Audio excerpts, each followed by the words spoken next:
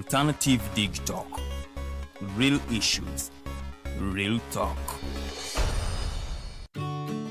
Hey Teddy, have you noticed how little attention science and health issues get in the media? Totally, Edgar, yet science information is very important. Yeah, for sure. That's why the Health Journalists Network is here. How can they help? They are a group of journalists dedicated to advancing public understanding of healthcare issues through impactful reporting on health and science. Oh, really? Yes, they meet up every month with scientists and researchers, policymakers, and activists at the science media cafes. They then relay what they discuss to the public. Does that benefit us? Oh yes, very much so. This helps with health and science literacy for a healthy Ugandan society. Okay. I love getting informed about science and health issues. Health information makes all the difference between life and death. I'll look them up and engage them. That's great. They are based all over the country. Oh, okay. That's interesting, and they should be making real impact. They are empowering health communities through journalism. Journalists can save lives just like doctors.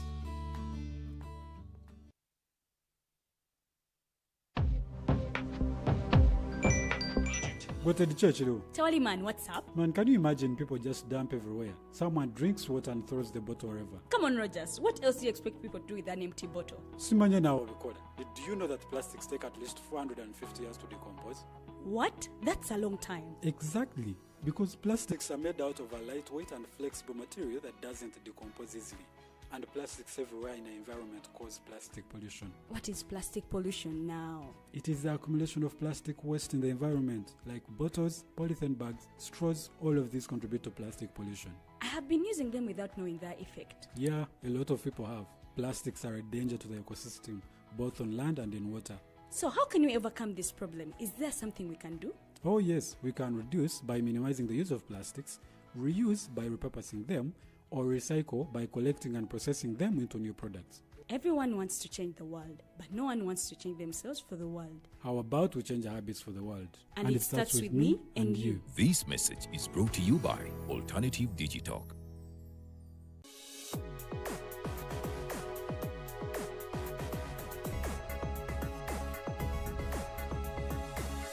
The Alternative Dig Talk. Real issues, real talk.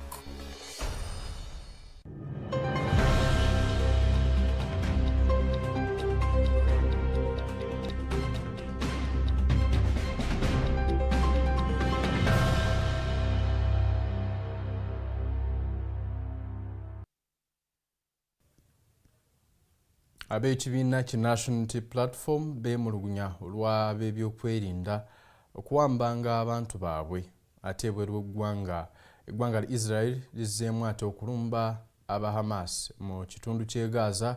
Ebitundu ebisinga mu ggwanga eryo bimaze okubanga ate biwambibwa mu siti eyo eya Gaza. Ebyo n'ebirala byendeese olunaku ate olwaleero nkwaniriza okubanga otwegaseeko oli ku The Alternative Digitalk TV. Nze Kenneth Rwemirembe Lwatimbira kaba kaseera ka updates wakati mu The Mighty Drive etambulira ddala Monday to Friday ssaawa zibeera 2 ez'okumakya okutuuka ate ku ssaawa 4 ez'akalasamanzi. Tukwebaza gwe atambudde naffe okuva eyo yonna gye twatandikira wiki ewedde twali wano nga tukwebaza omulabi waffe okubanga ate ojaguziza wamu emyaka 5 naffe nga tukuweereza nga tukuwa amawulire ageesigika n'okwogera ku nsonga eziruma Bannayuganda nga bwe walabye ku screen awo nga sinaba kubanga ate njogera ku gy'oli real issues real talk awo kwe tutambulira ebyo ebiruma bannansi bye twogerako wano tuli ddoboozi lyabo oba oli awo abalala media houses endala bezitayinza kubanga ziwa space okweyogerako n'okwogerako ebyo ebibaluma. Kale nkwaniriza kubanga otwegasseeko bingi ebiri mu mawulire g'enkya y'olunaku ate olwaleero ennaku z'omwezi ziri 8 tuli mu fresh month eya September mwaka 2025 tugutambuliza ddala era twebaza Katonda okubanga tuli balamu nze naawe gwe yandaba kiba kikulu nnyo kiba kikulu okubanga ate obulamu okyabuyina bangi tebaliwo kale nno twebaza Katonda nti obulamu webuli ate twongera kusabira abo bonna nga mu famire yo oba mikwano gyo tebali bulungi tukusabira wano ku The Alternative TikTok TV bibe nga bikutambulira bulungi. Kansubire weekend yatambudde bulungi ate oli wano amawulire ffe tulina okuba nga ate tugakuwa tetulwayo tukeera buli ku makya okuwa amawulire mu butuufu bwago nga tetulina side ate gye tutambula nayo tukuwa amawulire nga bw'olina okuba nga ate ogafuna. Kale nno nkusaba osubscribinge ku YouTube channel yaffe eri The Alternative Uganda weegattire ddala ku tens of thousands abasubscribing edda ate naawe obeere ng'ofuna obubaka buno obw'enkizo oba stories zaffe wano ezeesigika n'eddoboozi lyo gwe munnayuganda ali eyo tusobole okuba nga ate oba oli awo oliwulirwa abo bekikwatako. Tubeebaza mmwe abasubscribing edda naawe atulaba kiba kikulu n'onyiga ka like emboozi eno esobole okutuuka ku munno agyetaaga oba n'okugisharingako tusinziira ku mitimbagano gyaffe. Social media handle yaffe eri The Alternative Uganda. Buli lwolaba The Alternative Uganda suubira mazima mmerere suubira birungi byokka. Nzikiriza kati nkutwale butereevu mu mawulire ag'enkya y'olunaku ate olwaleero nkuwe updates ku ebyo ebyakoze amawulire mu ggwanga lyattu Uganda n'ebweru w'eggwanga. Nga mu Uganda kansooke n'emboozi ya bannaffe beekamuli beemulugunya oba tebali mu mbeera nnungi oluvannyuma lw'enkuba okubanga ate eyonoona ebirime byabwe n'amayumba gaabwe mwe babeera. Enkuba yeeyongedde eruuyi eyo n'ereka bingi ku ttaka omuli amayumba n'abantu abamu ne bakosebwa. Twalabyeko ng'abamu basibiddwa bandage oluvannyuma lw'obuvune olwe baafuna nga ennyumba zibagwiridde. Enkuba yali nnyingi nnyo ng'erina kibuyaga era abantu teyabayisa bulungi, ebisolo ne bifa ate abeeyo bali mu kwemulugunya n'okukaaba nti gavumenti singa erwawo okubayamba ebintu biyinza obutatambula bulungi, tebakyalina kyakulya, enkuba eyonoonye buli kiramu. Tuli mu kaseera ka nkuba newankubadde nga ebitundu ebimu mu katokorido byo bikyafeesinga kasana naye nga sizoni ya nkuba. Awo nno twongera okusaba abantu okusimba emiti okukendeeza ku kibuyaga ono ayonoona ebintu. Bannakamuli bo embeera si nnungi mu bitundu by'e Naibowa eyo baadde bakaaba oluvannyuma lw'enkuba namungi w'enkuba okubanga ate ayiika mu bungi eruuyi eyo ebintu ebisinga ne byonoonebwa ate embeera bwetyo bwetambula eruuyi eyo bintu si birungi. Naffe tugatta eddoboozi lyaffe kulyammwe bannakamuli okubasaasira n'okusaba abo bekikwatako okubanga ate babadduukirira babayambe mu ebyo bye muyitamu n'ebitundu ebirala by'eggwanga. Ate nammwe tubaagaliza birungi byereere mwetegeketeekera enkuba eno ate ereme kwonoona bingi. Bannakamuli bo bwe mbavaako ate nzikiriza nkutwale ddala butereevu mu mboozi yaffe ey'okubiri ey'enkya y'olunaku ate olwaleero nga eno nno ya bannaffe ab'ekibiina ki National Unity Platform. Bano nno nabo baavuddeyo ne boyogerako ku kuwambibwa kw'abantu baabwe. Ab'ekibiina ki National Unity Platform bagamba nti security oba ab'ebyokwerinda bakisussizza okubanga bawamba abantu baabwe. Ku mukutu gwaffe twali twakuteerayo obubaka obwali bulaganga Bobi Giant ono bwe yali akwatiddwa. Kale n'abakulu mu kibiina muri Secretary General w'ekibiina kino David Lewis Lubongoya yavuddeyo ate n'agamba nti gavumenti ekisussizza okubanga esiba abantu baabwe ng'ebawamba mu ngeri etategeerekeka. N'agamba nti kati abakwate naddala nnyo abava mu kibiina ki National Unity Platform bangiko omuli ne Habibu Buwembongo ono ye Ssaabakunzi w'ekibiina ki National Unity Platform. David Lewis Lubongoya ono Secretary General w'ekibiina kino bino nno yabyogedde n'alaga nga gavumenti ekigendererwa kyeyina kyakubanga ate banafuyanga bwe boolekera akalulu ka 2026 akabindabinda. Bavuddeyo ne beemulugunya ne bagamba nti singa gavumenti erwawo okukola ku nsonga zaabwe kubanga etta abo abaasibibwa olw'ensonga ezeekuusa ku byobufuzi nti nabo baakukolawo akatiisa. Y'omwogezi w'amagye mu ggwanga General Felix Kraije yavuddeyo n'ayogera n'agamba nti kituufu Bobi Giant yakwatiddwa mu kikwekweto ekyakoleddwa poliisi ne bannamagye ate nga entabwe esinga kuva ku parade gye bakola nti ekavule. Kale no parade eyo bwetyo yandibanga yavaawo obuzibu obwaleetedde bano okubanga ate basibibwa. Bannayuganda abakyemulugunya olw'ensonga y'abantu okubanga bawambibwa wano emboozi zetukuwadde ku bantu abawambibwa buli lunaku nnyingiko.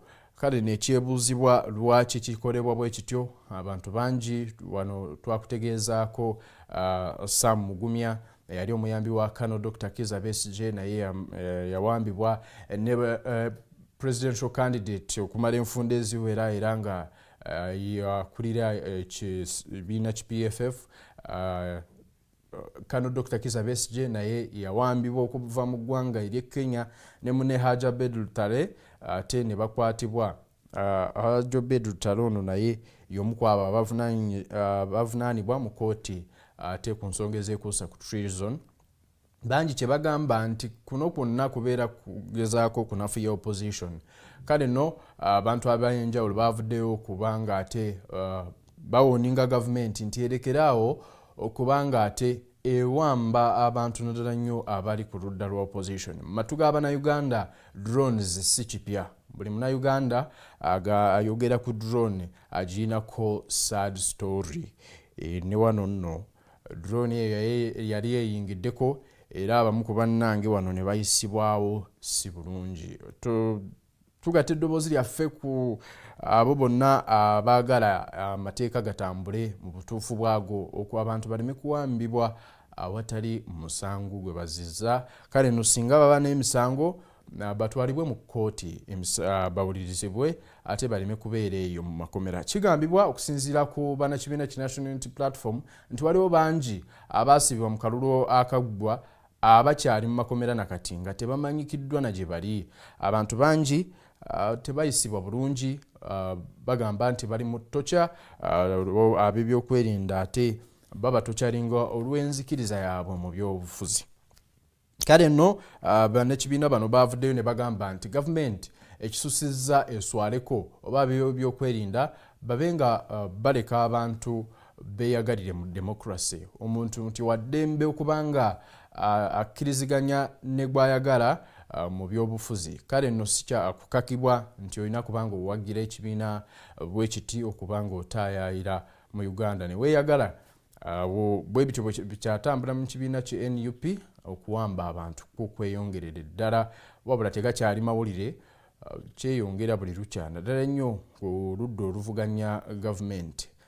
Ate ebyo bwe bityo bwe biri bwe nvaayo mu kibiina ki National Unity Platform ate nzikiriza nkutuuseeko eby'ekibiina ki Democratic Party. Eno nno olunaku olwaleero kkooti lw'essuubira okuwa ensalawo yaayo ku musango oguvunaanibwa oba kwabo abeemulugunya ku ngeri mukulembeze w'ekibiina kino Norbert Mao gye yayitawo okuwangula mu Delegates Conference eyali Mbarara. Bangi baavaayo si bamativu nga bwe tuzze tukutegeeza wano mu The Mighty Drive.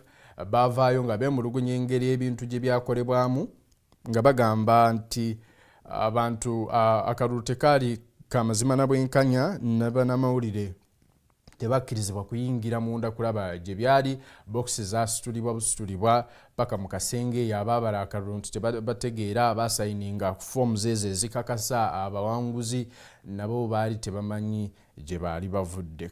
Olwaleero abatakkaanya na kuwangula kwa Norbert Mao bo basuubira nti kkooti eneesalawo bulungi olunaku ate olwaleero mu kkooti enkulu Embarara babe nga boolyawo esazaamu obuwanguzi bwakwatidde ekibiina kino bendera Norbert Mao nti bo tebamulabamu bukulembeze. Kale no si alina okubanga ate akulembera ekibiina kino. Mutabamiruka oyo yaliwo bingi byatambula si birungi, embeera teyanyumirako ddala n'akamu ate n'akeddagala ebintu tebyali birungi.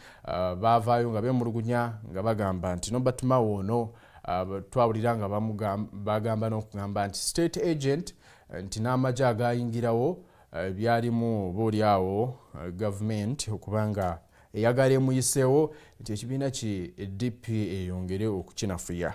Bano nno mwabadde Gilbert Amado ne Edith Byanyima abo nga be bali ku ludda ate oluwakanya obuwanguzi bwa Honorable Norbert Mao ate newankubadde nga baba abali ku ludda lwa Mao bagamba nti abo bonna abawakanya obukulembeze bwe si bannakibiina kye DP nti abo just bali bweru tebaagaliza birungi kibiina kino newankubadde ate nabo abalala abo abawakanya obukulembeze bwa Norbert Mao bagambye nti bo be bannakibiina abatuufu omuli ne Edith Byanyima bagambye nti Byanyima family eno mu kibiina ki DP kale nno mpagi nnene. Nzikiriza kati olwakadde okufulumyeko eggwanga lyattu Uganda oluvannyuma lw'okubanga wasubscribinga ne weegatta ku The Alternative Digital TV ffe tetukoowa kukuweereza bifa mu nsi. Mu Uganda olina okubimanya n'ebweru w'eggwanga olina okuba nga obimanya ng'ate tetuli biased mu reporting yaffe oba mu mpeereza yaffe tubeera tukuwa amawulire mu butuufu bwago. Bwe nkutambuzaako ebweru w'eggwanga eggwanga Israel lizeemu ate nate okulumba bubi ekitundu eky'e Gaza eyo mu Palestine. Embeera tetambulira ddala bulungi nga bw'olaba ku screen awo ebizimbe ate biyiikira kumukumu.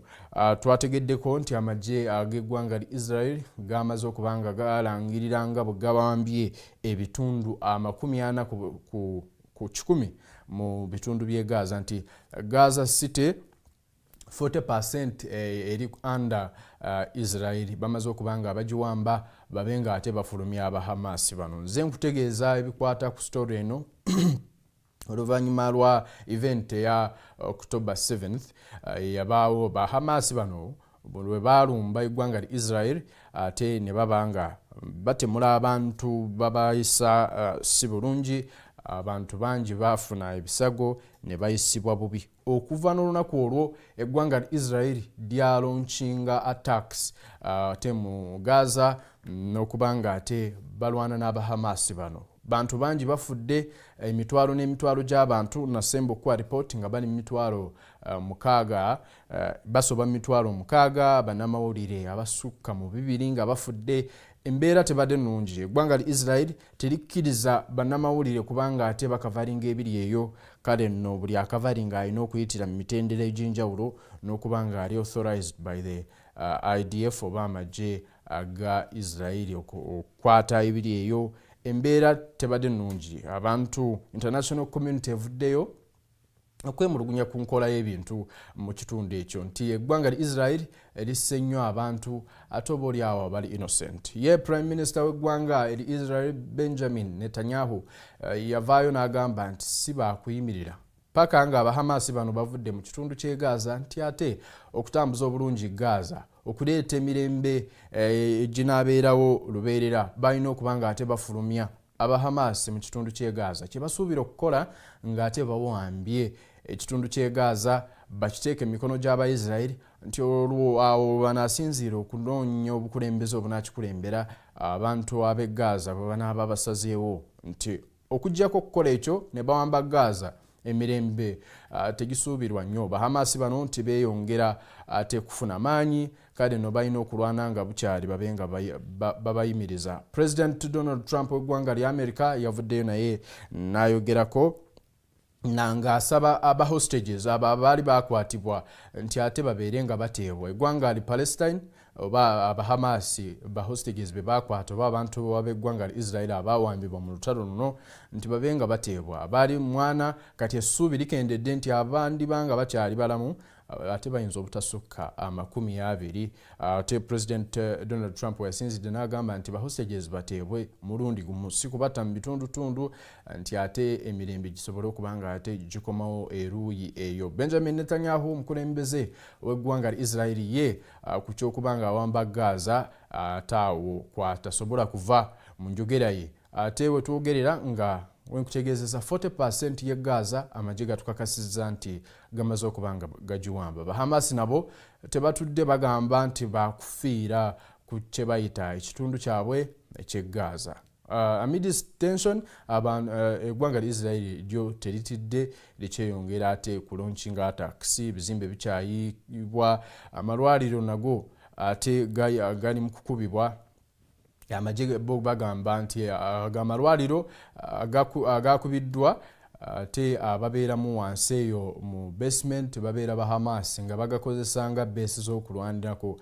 Kale nno nga tebaba na choice ndala okujjako kubakuba. Twalabye nga basula notes okukakasa kutegeeza abantu mu bitundu by'e Gaza nti badde mu maserengeta amambuka gonna essaawa yonna nti bagasalako eggwanga li Israel limaze okuba nga ate nga likozesa ennyonyi ne lisuula obupapula obutegeeza abantu okwamuka ebitundu by'amambuka badde mu maserengeta. Embeera terinaba kubeera nnungi mu kitundu ky'e Gaza. Nange nno olwakadde nsaba mbe nga nkwerekereza olunaku ate olwaleero the might drive you ekyatambulira ddala bigenda kubeera biwoomu. Nze Kenneth olw'emirembe lwasimbira weebale okubanga ondabye.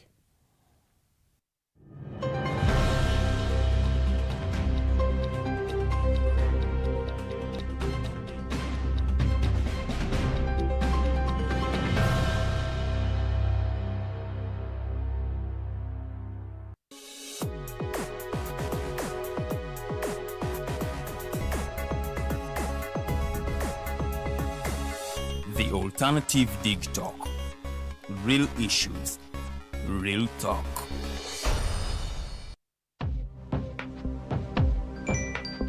What at the church, though? Tawali man, what's up? Man, can you imagine people just dump everywhere? Someone drinks water and throws the bottle wherever. Come on, Rogers. What else do you expect people to do with an empty bottle? Simanya now, recorder. Did you know that plastics take at least 450 years to decompose? What? That's a long time. Exactly. Because plastics are made out of a lightweight and flexible material that doesn't decompose easily. And plastics everywhere in the environment cause plastic pollution. What is plastic pollution now? It is the accumulation of plastic waste in the environment, like bottles, polythene bags, straws. All of these contribute to plastic pollution. I have been using them without knowing their effect. Yeah, a lot of people have. Plastics are a danger to the ecosystem, both on land and in water. So how can we overcome this problem? Is there something we can do? Oh yes, we can reduce by minimizing the use of plastics, reuse by repurposing them, or recycle by collecting and processing them into new products. Everyone wants to change the world, but no one wants to change themselves for the world. How about we change our habits for the world? And it starts with me and you. This message is brought to you by Alternative Digitalk.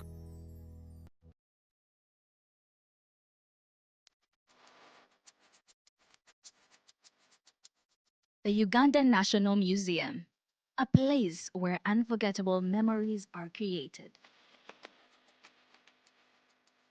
Traditions are found and a connection to our Pearl is reinforced. It is not only a testimony to the history of our nation, but also impacts knowledge of cultural and natural heritage to the present and future generations for their enjoyment. Through a variety of activities and exhibitions, we gather to discover our traditions and create new ones. The Uganda Museum is our country's cultural icon that makes it accessible for the next generations to come together as our story unfolds and represents the interplay of our country's past and present.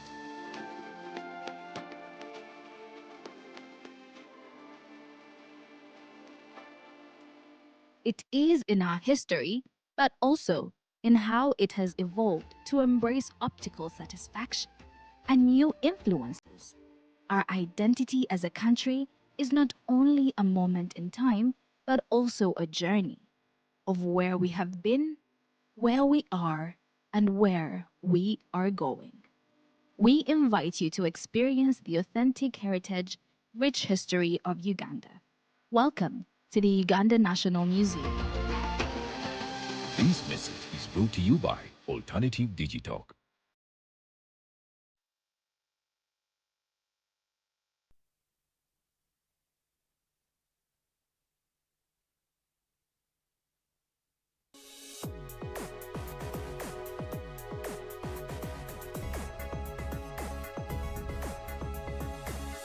The Alternative Dig Talk. Real issues, real talk.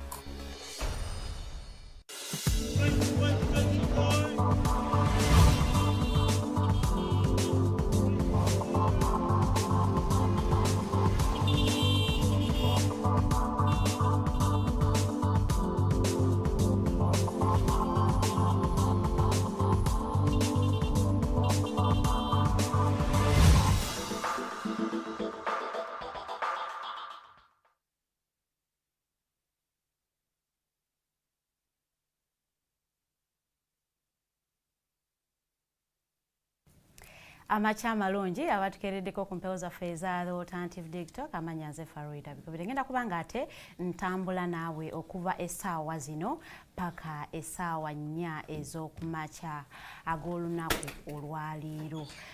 Mbaaniriza ku show era njagala okubakulisaayo ate okuva mu Mighty Global Updates. Nsuubira nti mutegedde ensi nga bw'etambudde oba bw'eri mu kutambula, but also ffe tukeera wanene okubanga tubategeeza butya bwe mulina okubanga ate ebintu mutambula nabyo all over the world. So we update you of things that are happening in Uganda, or the things that are happened in Uganda and those that are happening all over the world.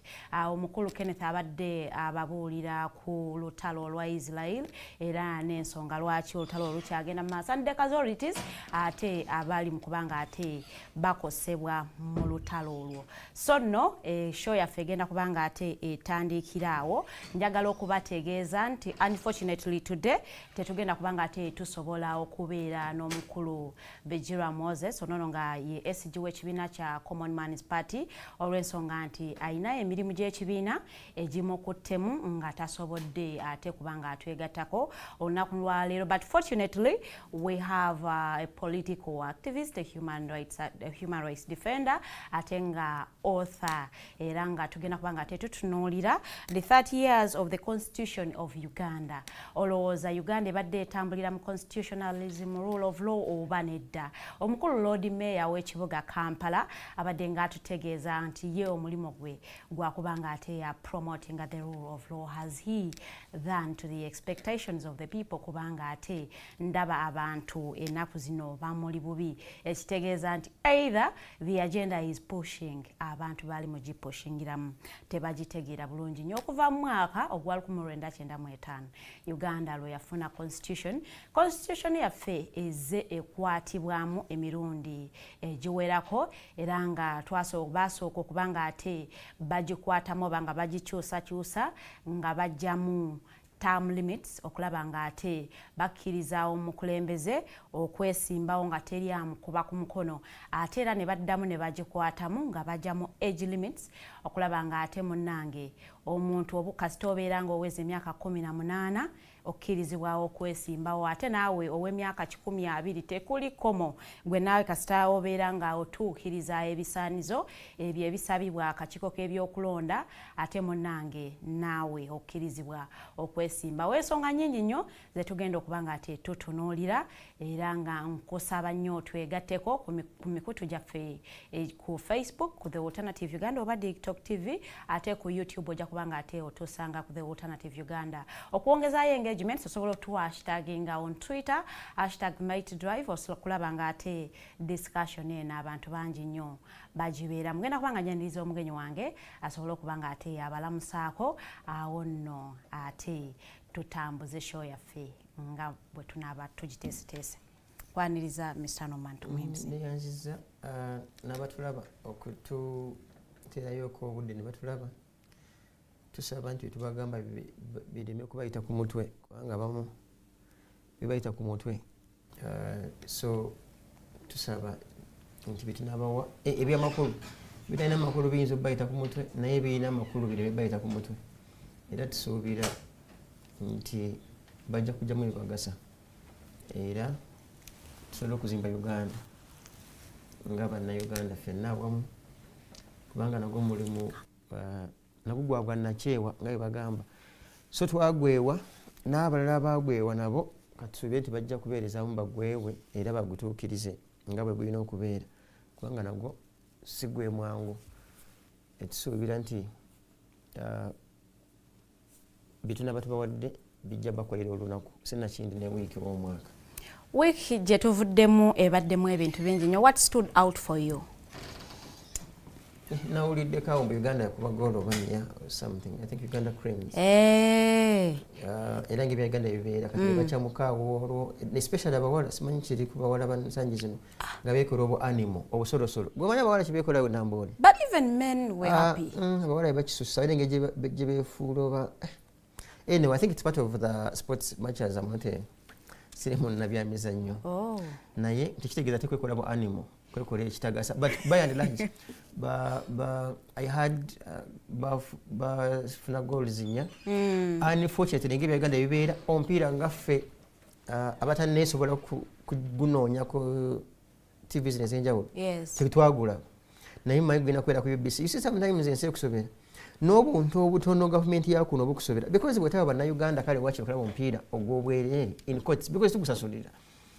So what is it? Olumu mbeera gyempangalira neneebuuza buntu ky'obutono bwenfunye mu gavumenti eno obutono kubanga nzijukira ndowooza ku myaka ana kyenakafuna mu gavumenti baali bansuzizaako ku bwereere ku poliisi neruzira nemmere yaabwe ebintu ebi bibiri ate bibeera bibi si bye birungi ennyo bintu bimanyi byenakafuna mu gavumenti in my lifetime okusuziza obwereere ku remand eruzira ne mu police custody mpozi nemmere mpozi n'okukubwa. So there are 3 things I've gained from this government. So even bwanga tasobola tulagaya dekade just omupiira government yetuwadde emirembe. Haven't you benefited from the peace that has been brought by the emirembe tebagiyeta ku mmeeza ne bagiyiwaawo nze simanyi bagitwale. No, we enjoy the peace. You and who? Me and the other citizens of the country. No, but we're asking me because the country isn't as, you know, steady nnyo insecure tulina ebintu ebiri mu destabilizing the security. Emirembe gisinziira buli omu bw'aginterpreting.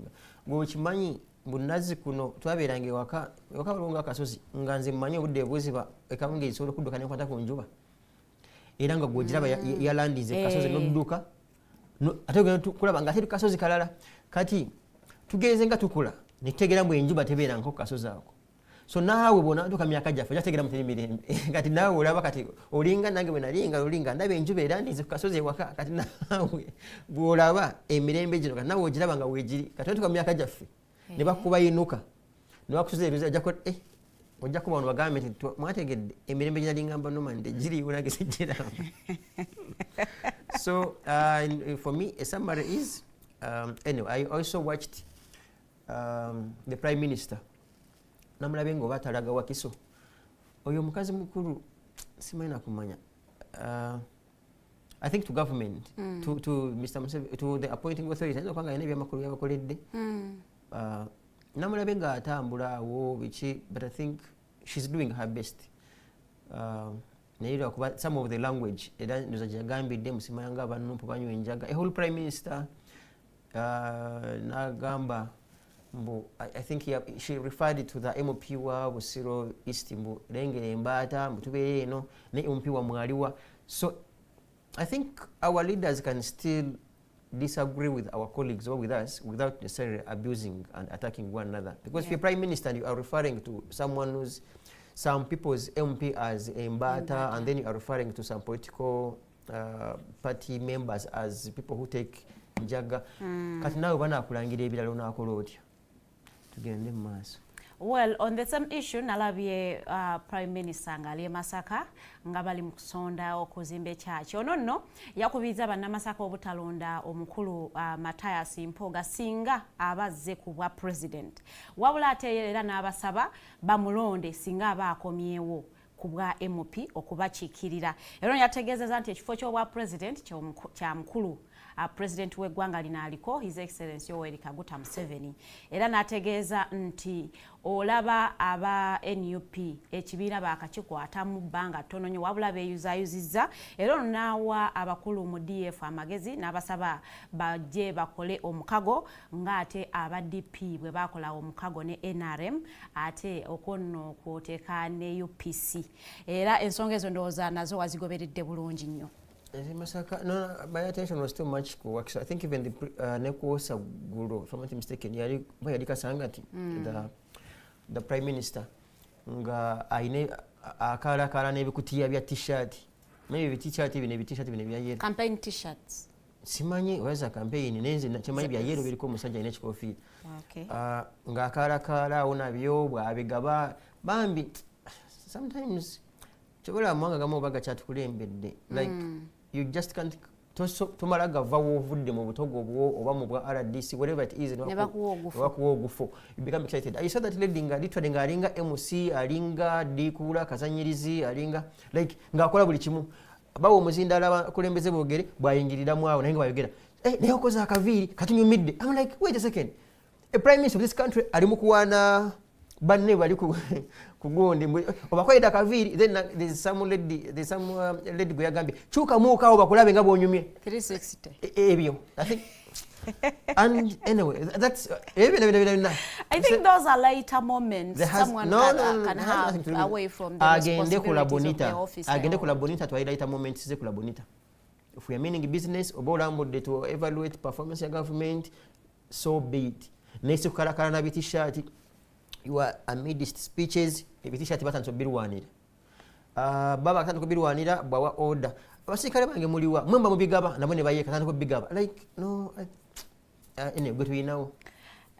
Okay, before we go into our topical discussion of the day, njao kutegeeza nti wiki ewedde omukulu Lord Mayor we Kampala Elias Lukwago ya nominatingibwa, and nomination ye yaletawo scuffle with the police ate era n'abantu abalala, but still he's facing ate resentment okuva mu banna Kampala naddala abo abali mu kukakalabiza emirimu gyabwe mu kibuga Kampala, era nga bano bagamba nti ono buli mugagga ajja ne nkulaakulana yonna gwalwana, era nga bano babadde bamusaba abalageko ku ebyo byakoledde banna Kampala for the years that he has been the Lord Mayor, era nga bagamba nti akatabo ke yawandiise akalimu ye byayagala okukolera Kampala si kye baagala, wabula baagala ebyo byakoledde Kampala. Still NUP, I think he's taking Lukwago as their opponent and has as their sole main objective in this campaign, era ng'olaba nti bali bamutagetinze nnyo mu kalulu kano. So nga tugenda kubanga transiting from the discussion of Lukwago to the 30 years of the Constitution of Uganda. Ensonga za omukulu Lord Mayor ne Ham ozigoberera bulungi nnyo. Could you please analyze for the people that are watching us? Ensonga ezo, is Lord Mayor for the people or he's against development? Nga abantu abalala bali mu kubyogera. Anti ekizibu kya bannayuganda is not paying attention to details. Bw'olaba ekigambo Lord as in L-O-R-D, it was copied from Europe, in particular UK. Nti ba mayors bayo okay, the Lord kisoka kya byonna nga bw'okiramu omulodi Uganda nga bwe mwagala nnyo Uganda wasa buli kintu omulodi ng'omulodi alina kubeera mugagga ng'alina special interests mu city ne property in the city. That is why mu mawanga ago bwegatyo toyinza kumala gafuuka meya ng'oli nakunkunyedda ng'oli mwavu, because literally the title of the Lord comes with what have you achieved in particular in terms of property, wealth, and the name, reputation. Yeah. So you become a Lord, then you become okay. You become like a Lord Mayor. Kati mu March quarter, because initially try to ina Mayor wa Kampala City Council. Yes. They amended the law, Nibajifuula Authority, yes. Nibajiwa ED, which law, as a land fella Lukwago knows, by drawing a line between a political wing and the administrative over a technical wing. That gentleman knows. He purely knows. Era Museveni some time ago nagamba oyo ye namujamu amanyo nemulekere bijegere, and people laughed over it, but he meant it. Era mukulu Lukwago waali alina bijegere bye, what else, nemotoka eriko erinnya lye, what else, I think also presiding over the council. Yes. Which council that they are presiding over erimu bakansala speaker who is alondebwa okuba mu bakansala ne meya kennyini. That is the political wing. Yes. Sadly, there is no provision mu teeka lyabwe nti banaabanga bateesa ebintu bino kale wakiri the technical wing ebeerenga ex officio. Babeerengawo. Literally bano bateesa byabwe nabafuna emisaala gyabwe bakansala ne Lukwago n'abalala bo bali bagamba bateesezza ki tugenda kukola kino, because by law Mukulu Museveni, Minister wa Kampala, the Minister on wa Kampala, in fact, Mr. Museveni aina ministries isatu. Aina ministry ya Kampala, aina ministry ya defense, aina ministry ya finance. bano bemulaba nga minister are simply tapping in the delegated powers from the president ye overall. So kyova olaba bwe mwalwisaawo okuwa haamu approve akole byakola, Museveni akwata omukono gwo ogwa ddyo n'asayininga, era ne bwogendeyo kati ennyonda ekwajja ekaaba, because he's the overall. So should we say it is politics at play? It is politics at play. Deep in the mind of Lukwago, he literally, he's a toothless, okay, Muslim. I wouldn't want to call him a toothless dog. He's a toothless lion. The best he can do, have you seen a lion in Gankade Nenge Sorokuvamu Masi, Nere Kana, Neka Sorakwata de Kakofu, Kati Lukwago. Like Archimanyi Mutima. So, bw'omala okitegeera ku bantu ab'entondo nganze kuva ku kifo ekyo n'okontestinga ku kirala ekinaakuweesa amaanyi, otherwise ng'era byakoze for the past 15 years era bw'agenda obikola n'emyaka emyaka which I'm sure most likely agenda kuwangula kanakaddako, naye ate era byagenda okukola press conference kukaabamu awo kuba lwali like, and this is in good faith, kumugamba nti mu mutima ye akimanyi nti the authority yonga yo eri endala wing ya technocrats ye implementing a plan bano gye balina. Maybe the issue would be nti olumu much as fena twanjagadde waliwo byetera okulaba nga tubitambula bulungi, but it shouldn't be forever being at loggerheads with whoever, with every program that comes on board, because we remember, okay, Utoda was dealt with in Efuluma. Did we improve transport? No. Mujukira bubasi wali wachibaluma, some bubasi bujja we nambole buvunze bukusobera n'okusobera. No one is bothered okubuuza ye nanyine ku importing bus zino mugamba ye kati aliwa with all the loans he might have taken n'abalala. So Kampala has esigaddenga ng'ogyeko okwongera omuwendo gw'ababodaboda n'okugijjuza ne bannaddiini because abatembeeyi n'abatembeeyi eddiini bano ba street preachers. I want to believe teri kyamaanyi kikyuse because nga tonnanneenya katugeze haamu nga bw'abadde byo bino ebibaddewo ng'obiraba nga bikyagenda mu maaso mubikozeeko. For instance, njagala okusuubira nti naawe okimanyi nti mu tawuni mwonna every single arcade toilets za kupangisa bazisasulira. And one would wonder why bwe mbasasula rent ku kizimbe kyekimu kyekyo nawe edduuka, why would I again ogenda mu maaso munasasula zi toilets ezo? Buli kazi I think biri bizimbe ndozanga not even 50% ku bizimbe by'omu town tebirina parking space. And do you know by law tebasobola ku approvinga kizimbe mu town muno nga tekiriiko parking space, nga tekiriiko bantu balina bulimu balina kutambulira kwambuka. Nenjaga tukkirire downtown ogere mu arcade z'omu town zonna nga bwe ziri awo mu town olabe abalina obulimu bayinza kuyitawo ogenda okushoppinga mpozi nga mugamba mbo banashoppinga nga virtually bo bambi engoye ne restaurant bibanyumira asina online just bibanyumira birabako bulabi because some people would want nabo bajje mu kibuga bambuke okay you know bambuke waggulu but kati ebyo byo naye nga mulimu ebizimbe biri myaka 10 when he was mayor. Yes. Tobikozeeko oli mu kuwalampa bamutani ono haamu mufiirako ate bino ebirala bino. But let's weigh in briefly on Ham's development. Olowooza Hamu intention ye y'okuzimba omwala, is it for his personal gains or it is for the people of Kampala? Ekizibu ekirina nti ne ba some investors nabo olumu batera okujja nga beefulamu it's for the benefit of all of us. Kati I want to believe ekinaggwera agenda gamba mukulu Museveni ti olaba nga nzimba wano omwala neewolayo kakasente era parliament etuli agambe ayagala bail out most likely. Naye by and large I think twandibadde nga bannayuganda ekisooka kya byonna of late neewala nnyo okukola blame game, it is providing solutions. Kampala eno singa kisoboka twandijeewaze zindaba naawe nga tugende waffe erwengo waliwo ekibangirizi kinene kale Kampala kiteke mu Lwera oba Nakasongola wherever it is so that tugiplaningire nga bweyina kubeera. In 15th or so century abangereza baali batandika dda okola plan ya London. Era it's on record basimisanga ensuuluulu n'obukumbi obutono nga basima wansi trains oba bitube kati webiyita good years later you can imagine.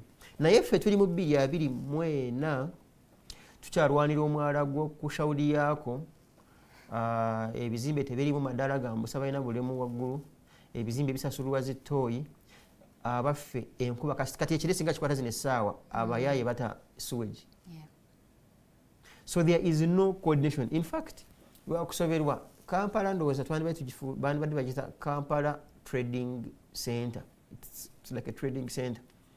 Bw'ova ku kibuga ekiriko edduuka munda batunda engoye ebweru waliwo emicungwa waliwo omubulizi w'enjiri waliwo omusiraamu akuma akabaani on the same building, like on the same entrance. Ate waliwo n'omulema asabiriza ate waliwo n'omwana atonye endusu omulwadde, the same entrance of the building. Kati awo kanso ebayingiramu nesooka okubayinuka omutembeyi n'agwira aliko obulemu oba obulemu n'agwira omwana ayiika endusu omulwadde ate ne bagwira ne swahaba abadde akuma akabaani. That is the city that we have, a mixture of madness. Well, katugende mu topical discussion yaffe y'olunaku lwaleero tutunuulira ate munnange the 30 years of the constitution of Uganda. Mbategeezezza Uganda yafuna constitution yaayo mu bujjuvu mu mwaka ogwa 1995. Kati njagala tutunuulire before we even go into the police brutality ate abali badde bakwasiza amateeka ate nga be bagamenya. Olowooza Uganda has lived to the expectations of the constitutionalism ba citizens gye baali basuubira? Well, ekisaka kya byonna n'okubuuza ba citizens gye baali basuubira, I think it is subjective. Because nawe nyini bwogamba bagisuubira kati ogambye okay myaka 3 bagitongozanga 8 October 1995 abaana bazaalibwa with that time bagenda kuza myaka 3 next month nga 8 either fortunately or unfortunately be bakyasinze n'okubeera kati mu lwali lw'obukulembeze. Making a lot of both negative and positive noise about the governance of this country. Yeah, they're very active. Kati bano abaaliwo bo bennyini bali excited, balinga abaaferebwa. Abaaliwo katugeza abali balina emyaka 3 nga kati bagenda ko bali mu myaka 6. Abaali balina 4 kati nga bagenda kuba 7. Abaali balina 5 nga bagenda kuba 8 abwe ebintu tebakyabitegeera bulungi kiri awo. Basalawo kubyesonyiwa Museveni atwale eggwanga eno nga bw'ayagala. Ku bintu ebyali mu constitution ya 1995 people ababisomyeko abasinga bagamba it was literally more bit of copy and paste ya 1962 constitution. Ngojeko butonotono kati obuzibu bwe buli nti n'obutono bwe bateekawo singa ogenza kufuna ya district to measure on whether bitukidde or otherwise. Some people, at my personal opinion, nze nyinza okuwa maybe nga 30 also %. Ensanvu ekola as per jajja mwami nga mumuyita yebyayagala. Let's talk about Article 1. Ng'ogyeko okubanga tugiyimba power belongs to the people. Yes. Ng'obabuuza which people? Abatuuze b'ensi. Nanti kati power belongs to them nga bibasazeewo bibakoze. Oba bebandibadde gwe bw'okola ebitali mu nsa nga they can question you. When people have tried methods ezabutya abantu bwe ba questioninga nti nno ovudde ku mulamwa mulimu demonstration katugeze ogenda ku nguudo nolaga obutali bumativu. The other method kulonda to prove to the rest buno power belongs to us na wekityo tulonze ebyo ebimu basics ziri bbiri. Omuntu akubuuza akalulu bukyanga 2 gumu up to date akalulu kabadde nga contested. Bwe kabeera contested kitegeeza kemulugunyako n'olopa mu kooti. Biki ebivudde mu kooti newankubadde tebasazizaamu kalulu kooti zibudde ne zigamba akalulu kalimu emivuyo kalimu of course violence n'ebirala. Kati gwe oba ng'obaddemu okulembeze for that period not addressing not afuna ddagala eri ebyo kooti katugeze byemulugunyizaako ogamba otya bw'otambulira ku rule of law. The summary is bikyali byampuna. Waliwo basics nga mu chapter 4 about human rights n'ebirala nga mulimu fair hearing, trial hearing, mulimu for instance the mandated date rather hours omuntu alina okumala mu komera sorry ku police nga tebanamutwala mu kooti oba kumuta si just mutwala mu kooti kumuta abaleeta etteeka eri omanyi n'ekizibu kye tulina mikopperezo mwagenda ne mukoppa mbuyuke omanyi common law amawanga gali mu commonwealth tutambula nnyo ku mateeka ga common law agava e Bungereza kati mwakwata okubuguutana kwammwe ne mukopperera ebintu ebiri e Bungereza mubiteeka mu Uganda nti by 1962 era nga akawaayiro kaalimu nti omunnayuganda n'akwatibwanga n'amala essaawa 48 mu poliisi era muteeke mu kooti aba mute naye nga mwepampalika ku Mungereza alina kapasite enoonyereza ku mwezi w'emisango within 48 hours kati mu mukoppereza ogwammwe ne mugamba naffe tukisobola kyova olaba Besigye for instance newankubadde ali mu kooti akamala emyezi 6 agenda kumulukiza mu 8 temwina na bujulizi bumala temunoonyerezanga because you literally have no capacity, you haven't completed the investigations kati awo nekikola kitya kati you find muno mugenda conflictinga so nno kuba kati nze bwonkwata nja kugamba essaawa egamba kiti 48 ondekeyo kumala wiiki nga bwokyanoonyereza ate nga nze bwe neemulugunya nti 48 ziweddeko ate nga nawe omutima ogamba okay newankubadde ettaka ligamba tumute naye waliwo kyageza coordinate nga tulawe babikola ki so no nekitegeeza nti constitution eno it wasn't well thought waliwo omugu wa government gwe yessaamu nga yali ye tenatuuka waawo kyova olaba tetutuukangawo okuva 1995 nakyo sina 95 62 first of all muli basilolana ng'abakulembeze ne bakulembera ekyokubiri temukola research ku bintu byemunatera okukola kyova olaba era basaawo okone by law by the way nga bagamba buli luvannyuma lw'emyaka 10 tunafunanga constitutional review commission review eno ebeera nga apparatus okujja n'ogamba constitution yaffe emaze emyaka 10 mugamba ekoze oba because kyandibadde that grace period in courts nti mugeese mulabe ebitakoze n'ebikoze nefe batuvuga kati batuvuga bagita bati eno gogolo kanagwiramu tuli myaka 10 we haven't fully and legally reviewed our constitution okujjamu ebiteetaagisa because tukula tulekemu ebyetaagisa yes things change so is the legal fraternity sleeping on job not when they sleep who has the mandate to awaken them it's you me and the rest of the people watching us when they sleep kakinga kubeera nnyinimu mu nnyumba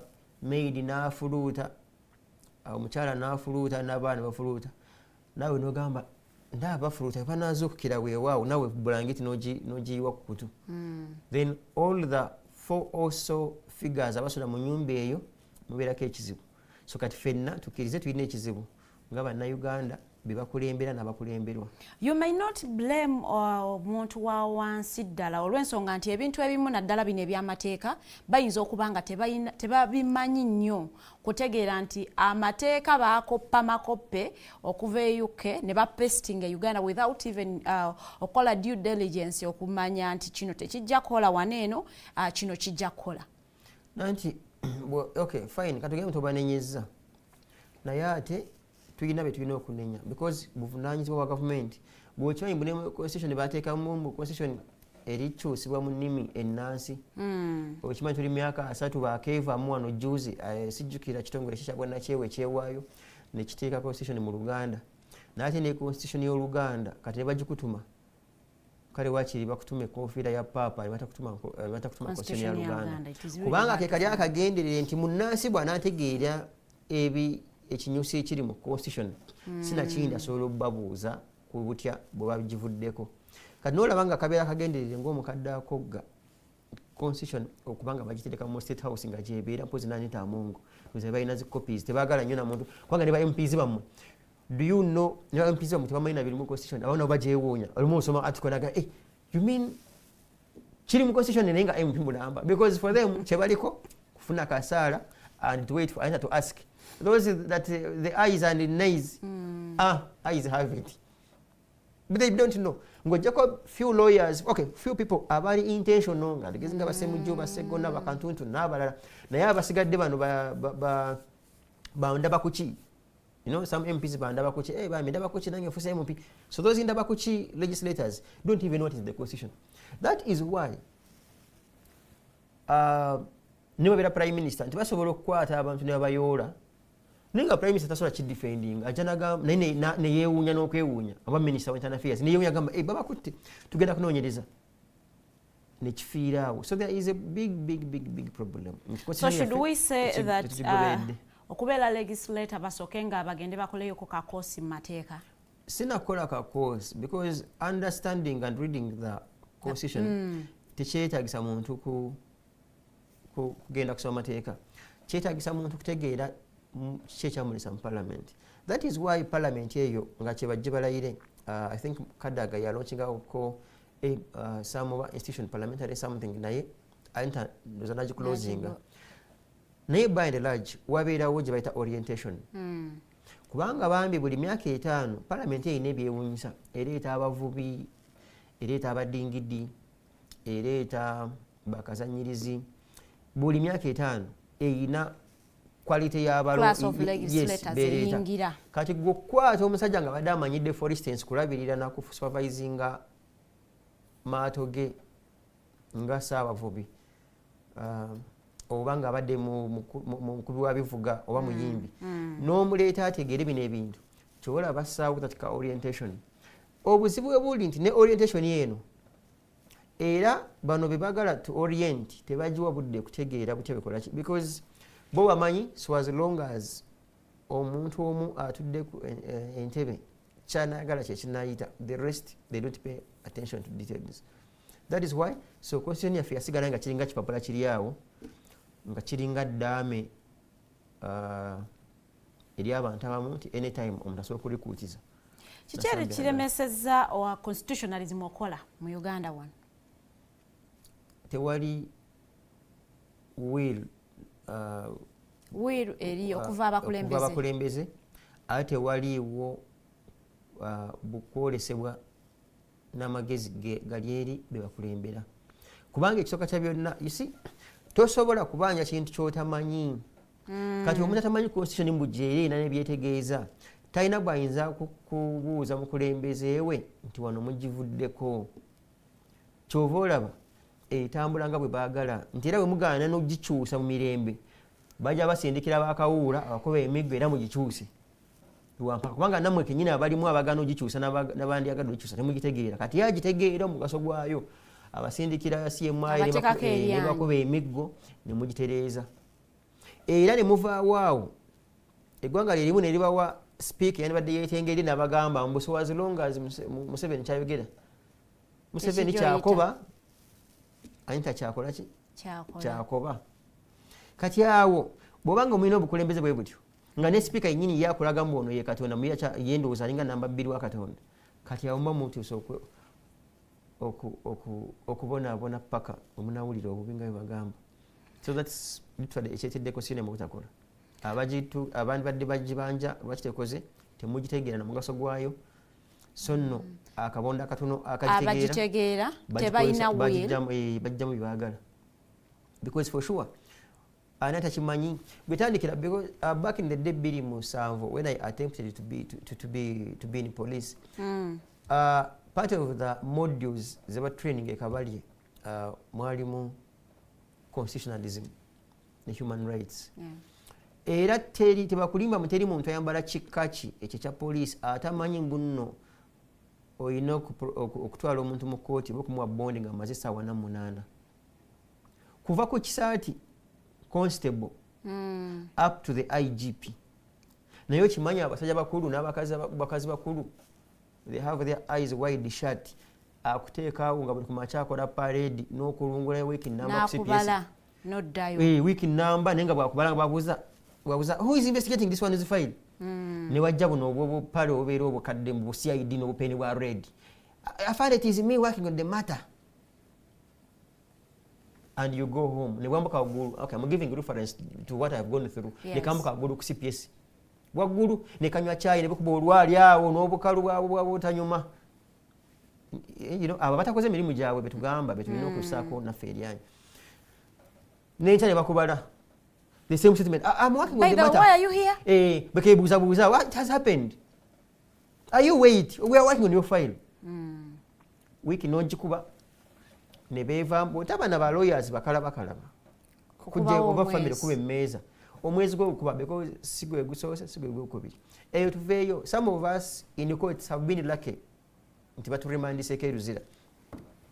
Nze ne bakanko n'abaana eruzira nga amaze emyaka 2-3 nga talabikanga mu kooti ng'aliko guli oguwandiiko babagamba ye komito nga bajja mu kubeera committed to high court nga magistrate yamu committee nga mu high court naye musango gwe tebagwa locatinganga ali mu myaka 2-3.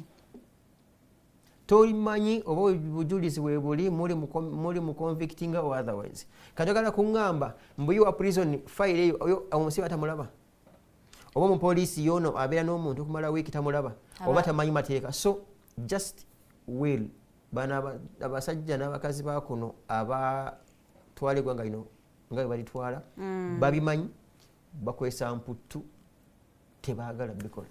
Well, tugenda kubanga ate tugendako mu kuwummulamu ko bwe tukomawo tujja kubanga tutunuulira lwaki ate bo abakulembeze abali ku ludda oluvuganya tebateekinze up the mantle okulaba nga ate bamanyisa abatuuze oba abalonzi ate obuvunaanyizibwa bwabwe okulaba nti constitution yadde nga abakulembeze tebalina will ate bo abatuuze bajja kubanga ate bagibabanja oba babanja okubanga bakulemberwa mu mateeka oba mu nkola enunga mutuwummulamuko katono nnyo tukomawo.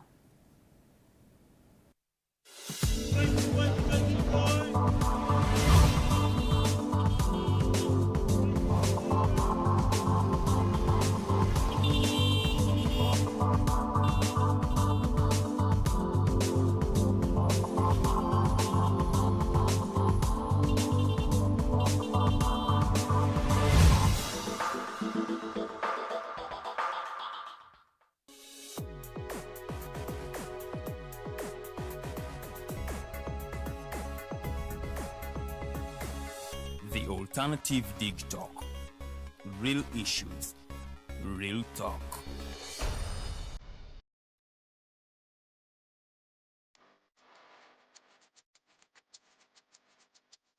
The Ugandan National Museum, a place where unforgettable memories are created. Traditions are found and a connection to our Pearl is reinforced. It is not only a testimony to the history of our nation, but also impacts knowledge of cultural and natural heritage to the present and future generations for their enjoyment. Through a variety of activities and exhibitions, we gather to discover our traditions and create new ones. The Uganda Museum is our country's cultural icon that makes it accessible for the next generations to come together as our story unfolds and represents the interplay of our country's past and present.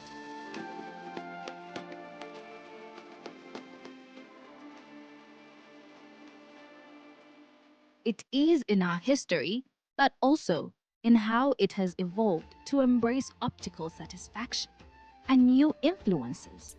Our identity as a country is not only a moment in time, but also a journey of where we have been, where we are, and where we are going.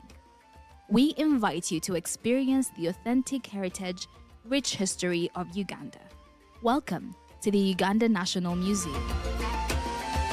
This message is brought to you by Alternative Digitalk.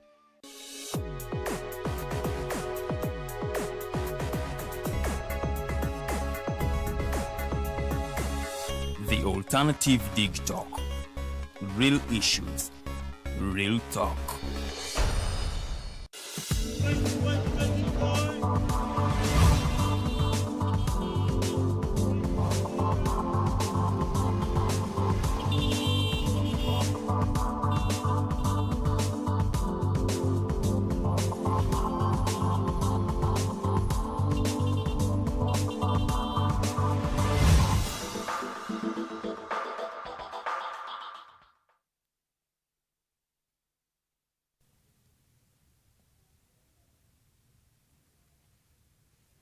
tukulikeyo nnyo mu kuwummulamuko tuba tuyingidde ekitundu kyaffe ekyokubiri program The Mighty Drive tubeera wano buli lunaku essaawa zibeera 2 ez'okumakya paka ssaawa 4 tuba twogera ku nsonga ez'enjawulo naye okusingira ddala essira tuliteeka ku byobufuzi gwe omanye omugaso gwe nga omukulembeze ate naawe gwe bakulembera osobola okutegeera omugaso gw'omwaka gwa 2005 we twafunira reform agenda okubanga ate Uganda eyingira mu multi-party dispensation oba okubanga ate bakkiriza ebibiina ebirala okubanga beetaba mu byobufuzi awo nno we twalabira Dr. Kizza Besigye ne formation ye eya FDC nga ate munaye bajja mu the political arena. Jukira Dr. Kizza Besigye yali yesimbyewo ko mwaka gwa 2021 awo nno munnange ne bitamugendera bulungi wuuyo kukakana nga ate adduseeko Uganda wano n'agendako e South Africa wabula mu 2005 bwe bakomawo multi-party bwe baleeta multi-party dispensation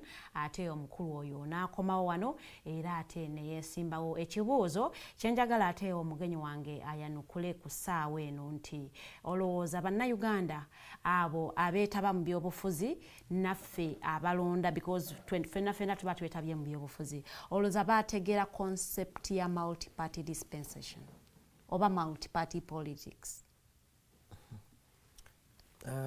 Byampuna nti the word multi means many. Means many. Yes. Many political parties, for instance. Naye mu many political parties muyina kubeerangamu mwandibaddengamu of course manga gakulakulanye buli political party genda a specific ideology gyegenderako. Abakozeko politics n'ababyagala obigoberera tulina kye bandigambye the center right simaina wantandika okubuzaabuza sinyo tonnantwala nnyo the center right, center left, of course the rightists and purely the leftists. Concepts zino ezimu mwabeeranga mulina kubeeramu abaganda mwe mugamba simanga bannakaryakaani. There are so many things. Okay, pure, let's say capitalism, then mixture capitalism, ne communism, or socialism. Yes. Then the conservatives. Bwe batyo. Era mu byosanga mu political parties nga yegamba katugeze amataka ettaka lina kubeera lya government. Yeah. Oba socialist katugeze nga abachayina aba communists. Bwe bityo, but of course ne tubeera ne ba democrats. Ne tubeera ne ba democrats. Not even democrats, but capitalists. Capitalist yagamba survival for the fittest. Yetafaayo bwe mbanga nina akasente kange nsobola okugula abantu okuva ebule n'ebweya Kampala paka Lwera abantu ne mbagobawo. Bw'oba olina obusobozi yo litafaayo ye theory y'abo abantu capitalists be bano ba omunaku wa kufa. Weerwaneko oba tosobodde kwerwanako. You get abo gye bali. Perish. Chiri kumwe mufe. Then bwani badde ogamba nno ba center right alimu some bit of agamba kale tetuganye naye emu katubisigaze. Nga bona agamba nti government ebeeko n'ebintu ebiri basic byewa nga bya government ebyo bannansi. Nati waliwo oli agamba omuntu akole yejjanjabe agende mu ddwaliro yisasulire lwaki bamuwa bya bwerere. Abo balinga abagamba baagala nnyo okusaanyaawo obunafu eri abantu. Patikana babere bakozi naye ate mu byonna mu lulu guyitirira nti ayina ekingi afootola abatono. Yes.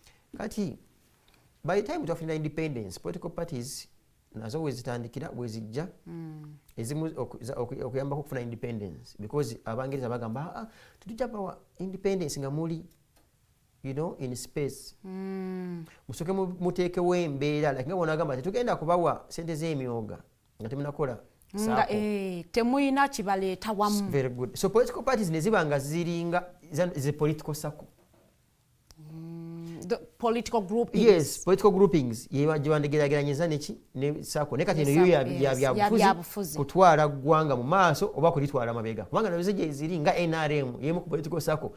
Yete ekiribiro kyayo si kutwala ggwanga mu maaso kutwala mu reverse. If you are speaking that in reference to his what is happening, of course, to the statement that he made ng'alondeddwa omukulu oyo okukulembera eggwanga lino, the intention was not kutwala ggwanga mabega, it was kulitwala mu maaso.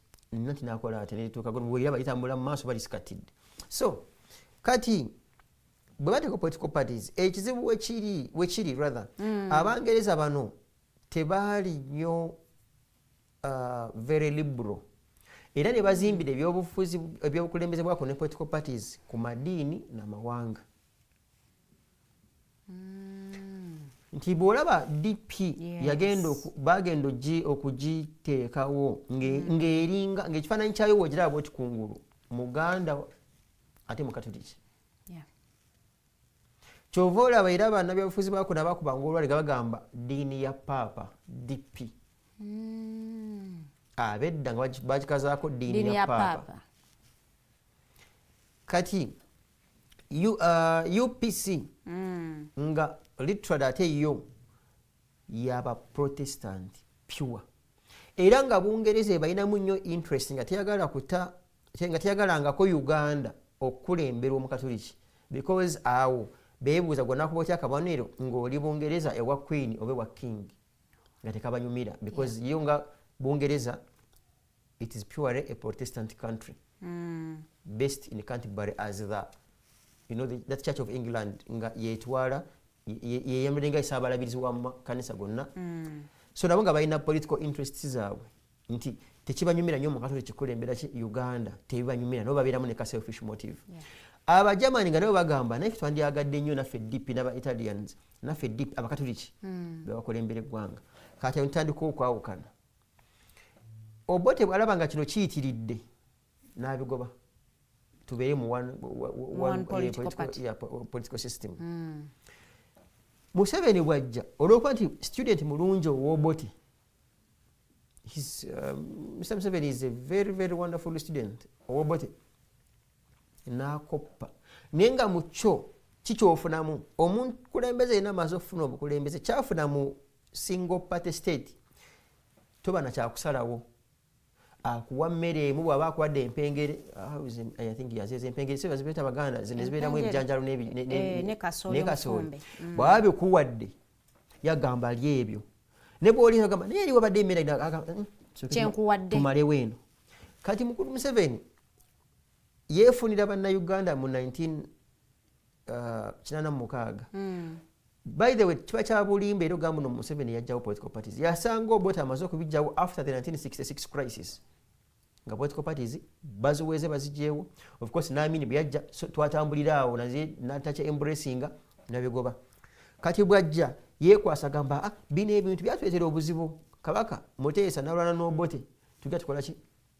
tubireka tusooke tutambulire wano kumbe mu kubireka ye nga bw'abaddenga bw'abaddenga omufere w'ebyobufuzi abakalakata between 86 paka 25 egyo myaka 14 naye mu myaka egyo ng'atwala eggwanga under movement system which movement system eyazaalibwa ng'eva mu National Resistance Army n'akwata N ne R n'adropinga A n'agitukubako M kati bwe muleeta political parties mu 2005 era abaleeta ekibuuzo kye bakyalenjenga ennyo ne mu kooti ng'ababuuza nga kyetaaga yes or no it was very tricky ng'abaleetedde enjiibwa tuuze enjiibwa oba and what if I may remember ne balonda multiparty abantu kati weta multiparty DP nevaayo nga bwe yalinga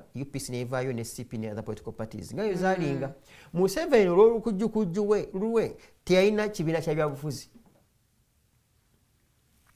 n'adduka emisinde n'akwata nga bwe nkugambye n'akwata N ne R n'adropinga E n'aleetaka M n'akayiwako n'agamba nga tekamala ne bamuchallenge ngaawo n'adduka n'aleeta ne O mu kigye mutamanyi abasinga ab'emyaka gyammwe n'abalala tebabamu notice NRM/O National Resistance Movement Organization ng'olwo bakawanga simwogerere n'abalala bagamba nedda musajja mukulu ono akopye erinnya ly'abaddenga akulembereramu eggwanga bannayuganda lye balisitaaka nalyo erya movement aleete ekipya bamugamba aleete ekipya nagamba ndeese ekipya nabakubako O kati mmwe kyemutategeera kyemwafiirwa nti mukulu Museveni buli ka achievement NRA ke yali ekoze between 1986 ne 2005 yakatwalira mu NRM That's why people are still stuck bamanyi NRM ye yaffe bo bamanyi NRM tekoze wowe. But these achievements is 1986 to 2005 all of us participated. True. DP contributed to the success of the country between 1986 to 2005. Yeah. Basically, okay, UPC everyone because awo muchinta buli fenna twewanyo okukolera eggwanga litambule. Kati Museveni bwa achievement nabo kwata pa nabwewa kati banaga bagamba tuvola baga nze ndwa movement. Kati all the achievements nabyewa nga gwe boyogera DP bagamba mwe mwayo nona wane gwanga mujenkaga tutubulira fe twagala movement. Why wasn't this contested? Kati awa federa he carried everything that every all of achievement us had done and contributed between 1986 to 2005. Kati webuzibu nti atufukidde kye bawalula okumusigukulula because bo Bannayuganda bakyamulabanga bamulabanga 1986 era byabakoledde movement nga bagitanga byakola because between 1986 up to 2005 kati nabanga tabitegedde ne batufera. Kati obuzibu butwala tulwanyisa bwakutu kyandibadde singa abamu kuffe twaliwo ebiseera ebyo I think kyandibadde kyavunanyizibwa okupushinga omusajja ono tugamba naye omanyi twagala neutral ground gwe Museveni weeyubule ofune ekibiina ekipya. This is not yours completely because the movement and the National Resistance Army it was for all of us to collect the country. So if we want achievements of NRM zina kutandika mu 2005 bwezandibadde naye ate jjukira nga bwe kugambye nti nerinya obutali musuuza n'ali holdinga on kyamwanguyira nti ye ya riding ku achievements za fenna eza NRA nga zaba nagamba fenga nga movement bwe yagamba fenga movement mutumanyi nga bitubadde nga tubakolera kuva mu 1986 nenga takyogera mbu ne mu between 1986 ne mu 1996 omusajja nga simwogerere yali minister we. You get? Banji political parties leaders of political parties n'endala balinga basavinga movement system okutwala eggwanga lino mu maaso. Kati ye bwajja bwamala bakanyuga ebweru ng'abagobye DP ne yeeyo teongola CP ne yeetongola UPC kati yate ye na holdinga ku achievements za 1986 to 2005 ng'ezize ng'omuntu abo Bannayuganda tandika okukola ki okumulonda rather than kubanga bandigambye gwe tobadde na political party ati tuwagala o riding ku kino ekibadde nga kikola already kati bwagwa kuba nansa batafayo abatafayo mu ndowooza n'akibaguza ne yefuula wa movement bambe gwende bakubanya olwali awo ba political party leaders abaliwo n'abawaka NRM National Resistance Movement Organization ne bakireka ne kata up to now. So awo bufere obutandikira nti tetwa majority citizens especially ab'emyaka kati ab'emyaka gyaffe nga tebawadde eyo nnyo okusoma tebabitegeera ekitambulira awo. That is why up to now movement system mu constitution y'eggwanga ekyalimu etya. It should be article I think 80 article 80 it should be 80 sub-article 4 if I'm not mistaken nga that's a right to recall a member of parliament. Ekyaliwo all the lawyers are still there and the MPs nga bagamba mbu munaabeeranga n'eddembe okuyitayo omubaka wammwe only under a movement system in the constitution that you have which is going to make that years. That clause is up to now. So meaning under the multi-party dispensation you cannot recall a member of parliament. And the constitution is there and all the lawyers are there. By the way. You get? It is there that it will only under a movement system. It hasn't been challenged. It is still there in your constitution. Kadebo kunganya emikono 3/3 of abalonzi no kitwali wa speaker nga yagalo jeyo omubaka tekisoboka constitution tekikiriza. So this country is still under two systems. Under the movement and the multi-party, but also under the same multi-party there is also a movement, a national resistance movement. So one later ajirekayo no najirekayo nga kalinga ka fall back position nadamu naduka the same later naduka no najiteekeno. So you haven't dealt with a political, you see, a kuruku means someone who is not consistent. You haven't dealt with a political kuruku like Mr. Museveni. Shouldn't we say he's namulaba ku lw'omukaaga nga gamba nti yali student mulungi nnyo owa political education ng'akyali wano nga muto ate nti kubanga tegeera mbu naye esobola okuzaala abantu abageze ennyo mu political science era n'agiguwa mu political education.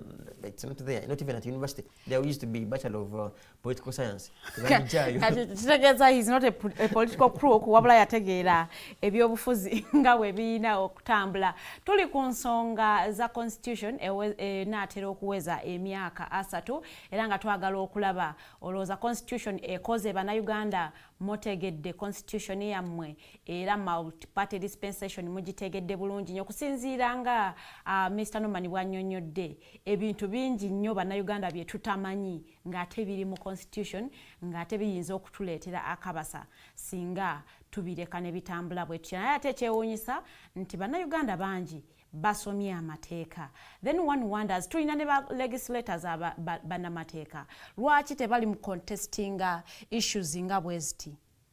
Anti nga principle y'amateeka at length eri nti omuntu atera okuvaayo ku tteeka nga limaze mukwata lwatera okupenga attention nga terina kukwata watofaayo. Sisobola kugenda n'ensoma constitution ne ngamba eno clause eno ebulamu. Ng'olina interest ng'era okyagadde osobola naye nga bwe nkugambye nti ebiseera ebisinga amateeka batera okugakola nga kikutte. I'll give you an example of Grace Ibingira when he was minister for either he was internal affairs, attorney general, internal affairs minister or attorney general. Minister, he was minister.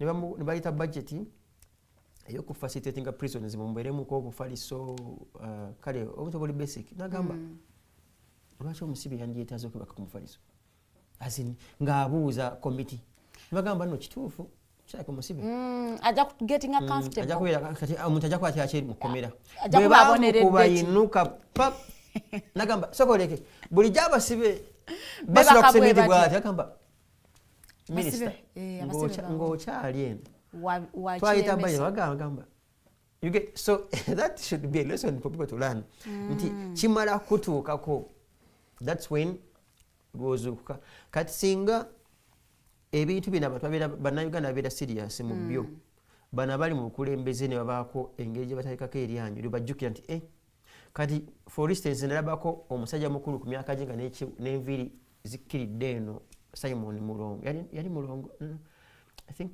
no waliwo omusajja mukulu awo weeyo side ze ahead of Gayaza. What place is that? Some MP, some minister were mu finance and planning Brown and forgetting his name mumabati namulanga sibe ninga akabeziga ngamukubye mukabanga namukubye mu 99 bo mukomera what is this no mabati simange agateka kumbuzi kati abantu batenze sikusaba bubi tekintu kyasize kunyumira kati kufuna nga general omu nosoko omu bawo ku CPS da eyo wansi namalayo weeks nga 2 nagamba but the lot talks of 8 hours mugamba lulingo kyali eno ngati akugamba mu the lot talks of 8 hours ngati twachiteka mu webinyuma bakati nga nabanja ngoyo nosoko muyiwa yokawo weeks ngezi balo yabe bakwemeza agamba the lot talks of 8 hours bichi ye minister ngata yogera ngera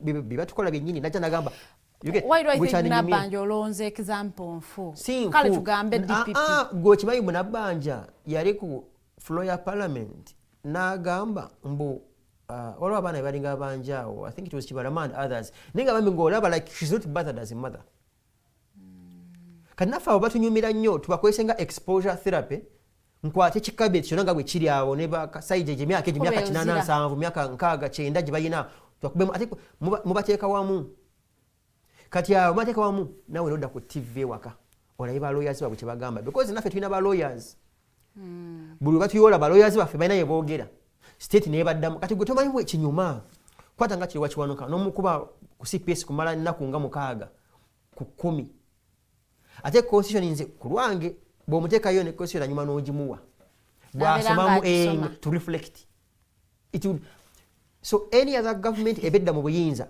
etandika okuwa ebintu bino ekitiibwe gamba nga bakoze kiwanuka but because abamu ku bo tebabeerangayo. Kati So they do not relate. Kati gwe singa okwata Kayihura zino essaawa n'omuwa ministry oba bwa IGP, I want to believe he might behave differently than he used to behave. Because akubyeko emyezi gye nga gijo emakindye. So exposure therapy yeyambako abantu obutabalaatira mu misango gy'abannaabwe n'okutwisa obubi. Temakitegeeza nabbanja soka n'omuyooyooko then avayo n'omuwa ministry. Talking about arrests, twalabye arrest y'omukulu Bobby Giant era nga omwogezi w'amagye ategeezezza nti ono ensonga ezimu kuzamukwasizza yalabibwako ku parade. Ndowooza parade eyo twagyogerako ko wano eno yakolebwa ku kitebe ekya NUP bano nno nga baaniriza omukulembeze waabwe ow'ekibiina His Excellency Robert Kyagulanyi Ssentamu. Do you think that is a genuine reason for the army to arrest someone? Kisaka kya byonna is sad. Naye buli omu akunenyezebwa. Twabagamba wano ng'abaana abo beenaanise buukamyufu. Yes. Obugundi bwa reddi ne bakuba paredi so omusajja ayise military drill.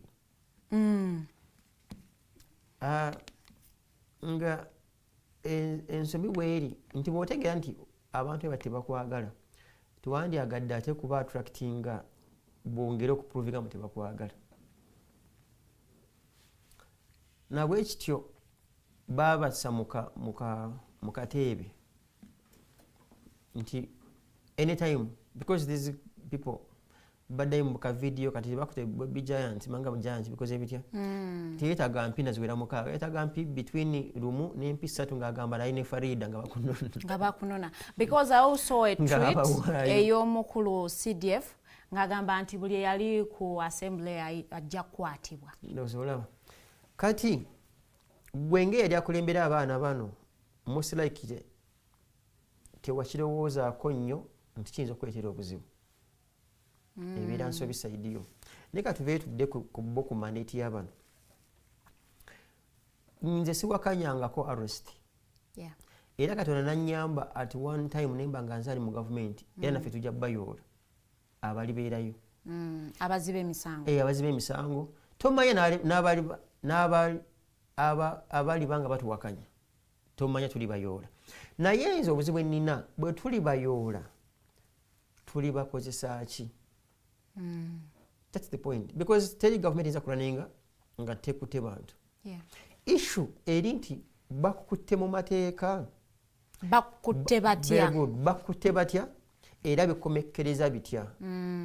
Bakukwate nga tukyali ku ssaawa 48 bakutwale mu kooti bakuvunaane ensi etegeere. Teri kintu kyasize kunyiiza nze nganza okunyiiza ng'omuntu kubanga ya training n'agenda mu ssomero erya bulijjo n'asoma n'agenda mu ly'amagye oba poliisi n'ayita ne yeeyisanga omutujju mu kukwata munne. Ekyo kakiraga munaawe kennyini byokola tobimanyi like tewekkiririza mu mb'olina obuyinza. Kankuwa example emwe namukwano gwange yali mu UPDF nga muneneko munene for lack of another word na retiring first retirement na retiring emyaka gyatuuka. Abantu abo olumu batuyambako to share light moments of what they've gone through. Waliwo abaana babeeranga mu gundi zaabwe abaana abamu nga balinga bagezigezi ngaffe bali bagenda kola operation emu ne bambala obukookolo bambadde obukookolo balinga buvampaya tebategedekeka. Omwana omunaabuza n'agamba naye afande tuli mu buyinza ng'abuuza nnaani abuuza omunene era twala CMI ebiseera ebyo kooli n'amugamba you mean you doubt we are in power? Ko musajja omu n'abuuza naye if we are in power lwaki twandyambadde obukookolo execute an arrest ngate constitution etukkiriza to conduct an arrest. It was a very technical question. Kati omuntu ayambala akakookolo ye kennyini mugwagwa n'omuntu kuba oluggi n'alumenya ekiro ng'akugwamu kiyiifuyiifu nga muyeekera ye kennyini teyekkiririzaamu because mu bantu ate be batuleetera naffe okweyisa nga bwe twagala. Omuntu nze mba mu mayimbu olaba bange mu Europe ne mu America omuntu asobola kuba nga they are investigating a murder case FBI nejja ku gate yo nekulaga kaadi nenywa ne kachaayi tula mu dini negamba no Farida tunoonyereza ku butemu bwa let's say 2010 nemwe naaba maze okufuna obujulizi bwange ngenda kukwata we have even watched this series or documentaries or what someone go bavunana namwenya namnagamba sure I'll wait for you I will be here abera sure teyakikola nababunga yakikola then agamba officer oba sheriff I'll be here because they trust in the system. Here we do not trust in the system because wano muyaye singo datinga mukazi nga asanze ka message ngo datinga mukazi we encha file ya CMI ebera ko mbono aine mundu okumanya abagwagaza okuwayiriza muno ina ne mige wo ine nyonyi because so bwe bibeerawo we begin to doubt the system. So bwe tubeera nga tuli mu status ya buli omu nga doubtinga munne kyovola aba muntu akugwako mu Kampala road ebivubuka bikawula byambadde ebikookolo biyine mundu tomanyi oba bitujju tomanyi oba bya poliisi oba byamagye ate okakasa munno ebivubuka ebyo n'ababitwala tebalowooza like batwetera obuzibu bwe bimala okukuyoola olumu bikwegaana fero bwe baatuyoola bannamawulire ne baloyazi baffe banoonya Onyango spokesperson wa poliisi n'agamba mbu ye bukyanga abawo tamanyi nawe tuli tuhimu ndowooza twali tusaanuuse nga tubuze ne babuuza CMI netwewakana days later like mayolo abantu banenti bakola and we begin to wonder whether there used to be waliwo some type of a bat kesulika koka kaine pose lyako babiyita kinyira very good bakita kinyira kiine sappe cho kisula edoke bakakisula chesulisa kati bannafa abamu mu government balinga binyira balinga abesulika in their reasoning. Tell me obuuza Onyango, do you know about the 9 members of digital mbuti tubayina obuuza CMI the spokesperson tubayina days later ne balita mu court government yemu like for crying out loud obocha standing to be like are you in control or in charge so to say teri muntu awakanya kukwatibwa kwaffe tuwakanya butya batukwata na butya wawe tuddaga amaze tukwata niyo batukola nga batukutte. That's the bottom line. I wouldn't mind him never jones ne banjola but show me your ID, tell me the reason why you are arresting me. Oh fine, here are my hands if you actually must handcuff, because even the purpose for which handcuffs were introduced, that is about violent suspects.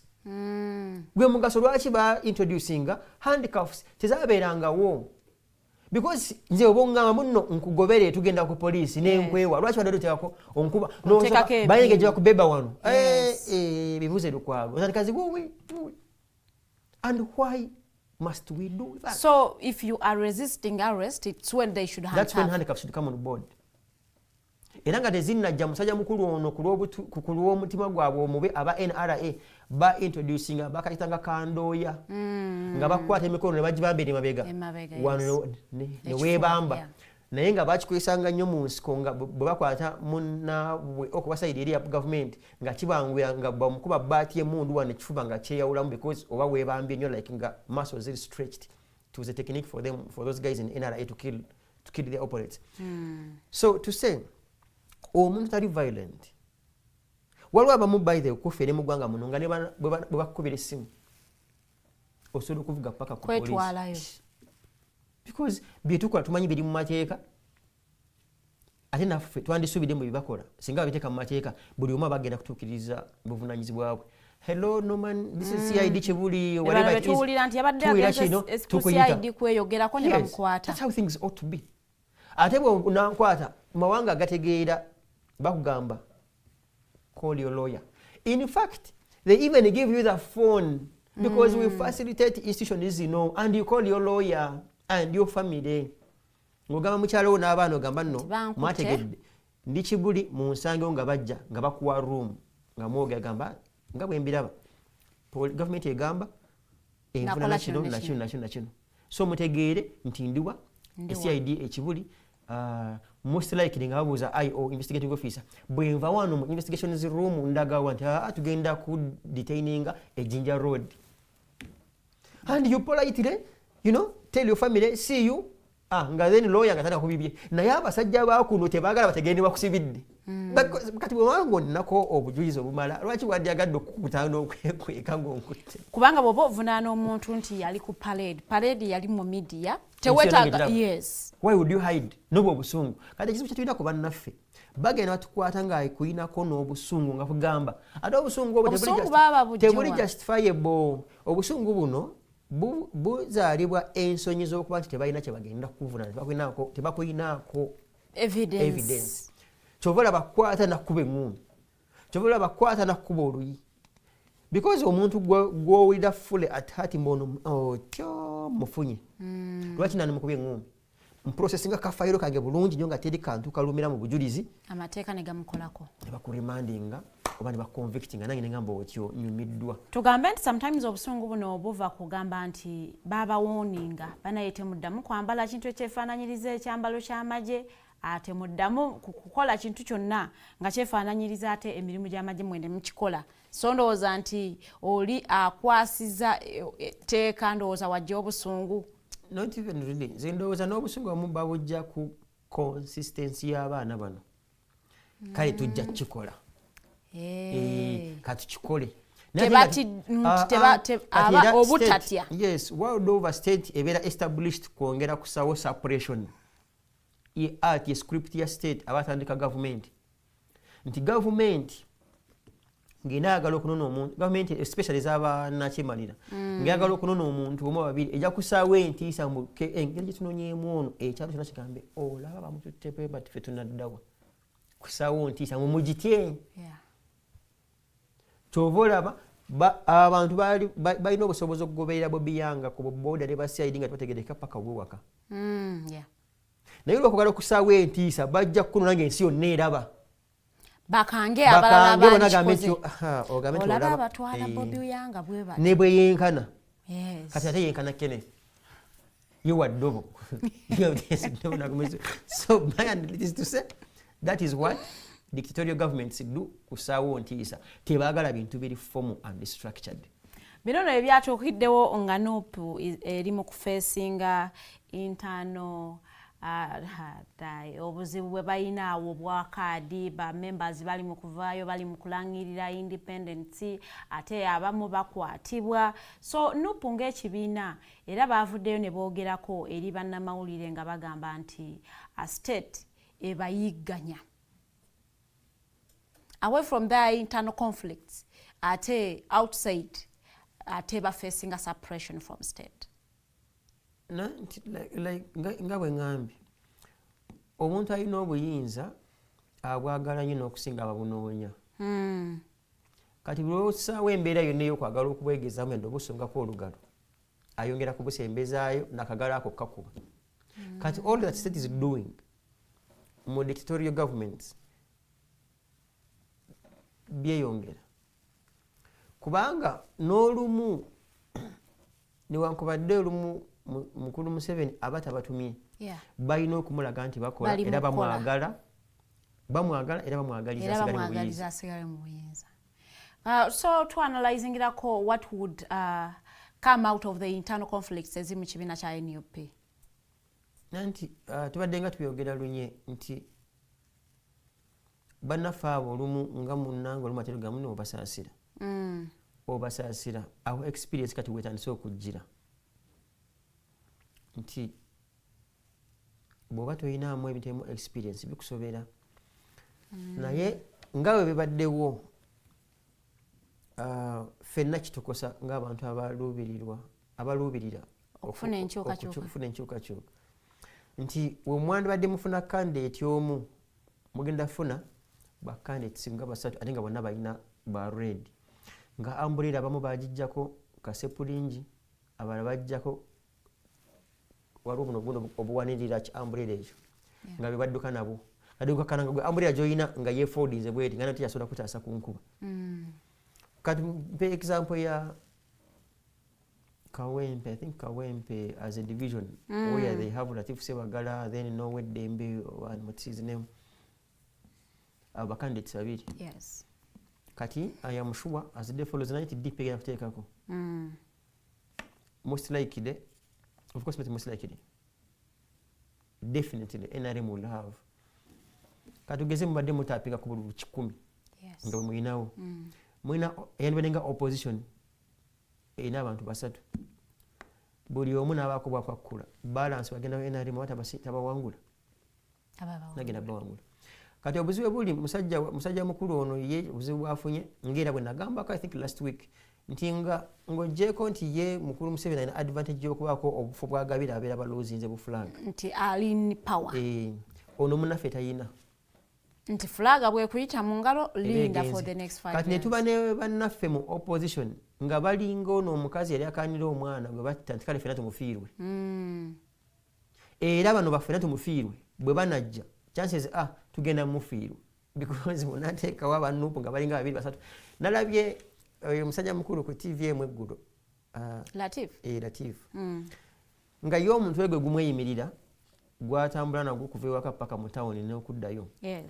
omuntu gwe gumu nga gumugamba mbuno fe atugambe bw'agenda kusupportinga Kyagulanyi kwa president naye wanagenda kujanga independent aba yakakimalayo n'agamba omuntu gwe gumu ne gumugamba atugambe nti waliwo ebitagenda bulungi mu pate nga bakola ki bavetinga nenjagala mbuuza omuntu gwe gumu anaatwala pate eyo eyaorganizinga ebitagenda bulungi akakiiko waliwo akakiiko akali independent akakwasaganya ebyokulonda mu party. But at the end of it all, the question becomes who presides over the political party eyina akakiiko akakola vetting etakugendera bulungi.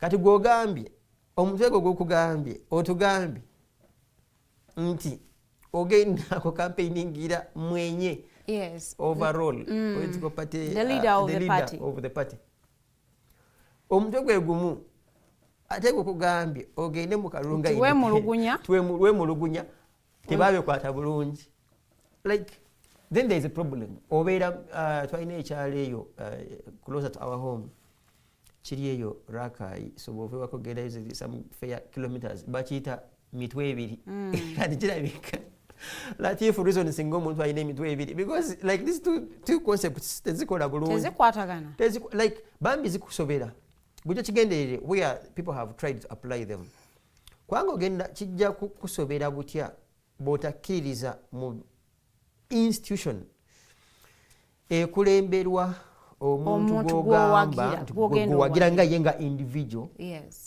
ate wano wansi ogenda kusimba ku muntu pate eyoli individual gwe yawanateddusi gwagenda okucampaigningira. Yes, in fact we have a campaigningira. Then there is a problem. With either febo bigamba of independence nga batugamba ebintu bwe bityo. Not webo. Kana laba n'omukyala Sauda Madada nga agamba she's for Kyagulanyi but she's coming as independent. Kitwala wali ku concept y'okuba nti waliwo yatufera n'atwala political party n'agiteekawo tetwabitegeera. People understood too much of the individual merit. Ate kyandibadde kikola nnyo amakulu n'otabyetabaamu from day one terya kuvunaana naye wano okujja nga kaadi eganye n'otugamba nti ate ndi wa Kyagulanyi ate ku ground mundabiranga ddala ne wali mulabe nga Kyagulanyi kati ate kati Kyagulanyi ye ne ttiimu yo gwe bawandako eddusi bakolenga atya bazibirizenga ddala nga yazze nti gugambe bakulabiranga ddala kaye kati ye oweddembe ye bazibirizenga ddala okunoonyeza akalulu wa party.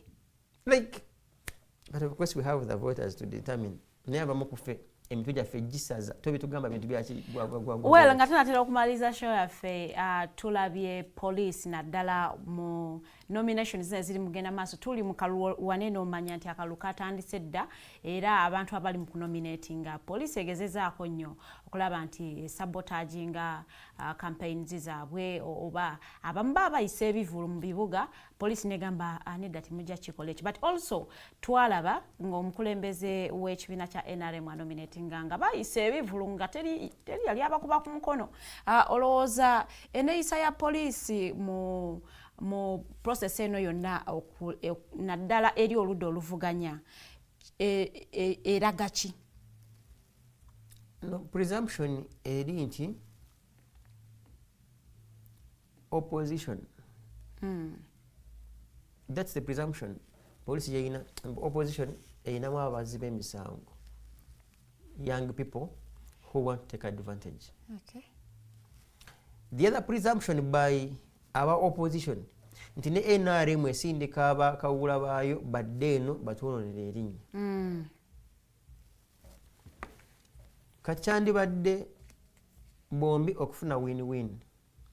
Waliwo naawe lweweefumiitiriza mu mutima n'ogamba nti njagala kubita katugeze ku kikuubo.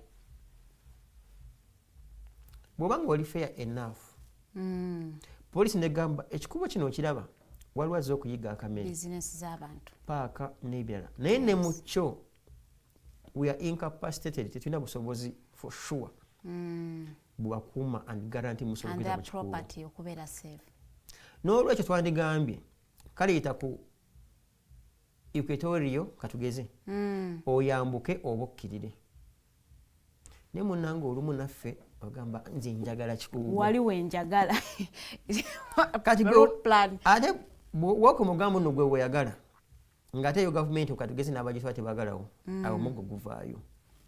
Naye to also add so far sagala kuwanawana poliisi olumu naye olumuyitira so far tebanayitira. There were how many incidents? Are they 2 or 1? I think 2. Eya Elias Lukwago. Yes. Neyani ono bali mwezo. Si bbiri. Naye of course bw'oba waanako kombo nno tebanayonona nnyo. Bali mukolo mulimu ate awo bakusobera. Yaka tubalinze ku nominations z'obwa president. Yes. Sizigenda okubeera Entebbe Road.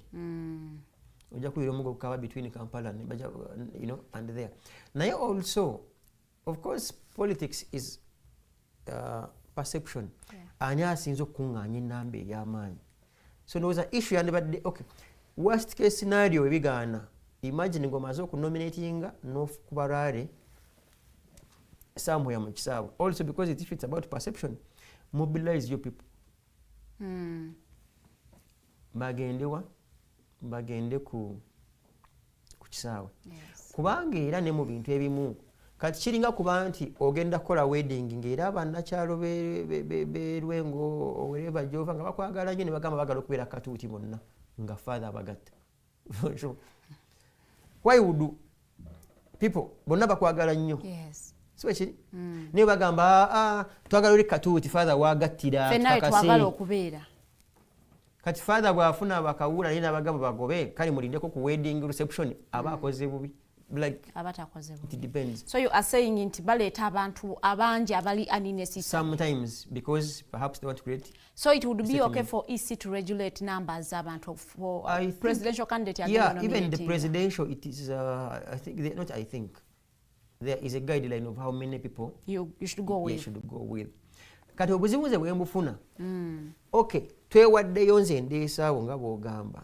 Naye singa mba nvudde nga njagala okuba lwali ate lwaki oleeta ebikoofiira byo neba anti-riot okuba emiggo? Because there should be a win-win. Onganya okujja nabo wano kale fine kambateekerezera ku kisaawe oba ekasubi oba namuŋono oba kawempe. Then twogere eri abantu. Okay, ng'ogoberera ensonga ez'ebyokwesimbawo nga bwe ziri mu kutambula, how do you rate the participation of the youth?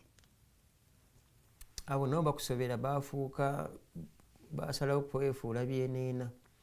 Because ne bwe tukola sampling now just now ne record and tukkirira downtown n'obuuza abaana abo abavubuka abo n'obuuza tulonda ddi. I want to believe very few know when we balonda. They know next year. Bo bamanyi kintu kimu mwaka gujja. Era ne bwandyagadde okubabuuza baawuliddeko ebiri basic bye bandyagadde abakulembeza baddako bakolere. I want to believe abasinga bakugamba kimu tagala kujjako dictator Museveni aluddeko. And that's very sad.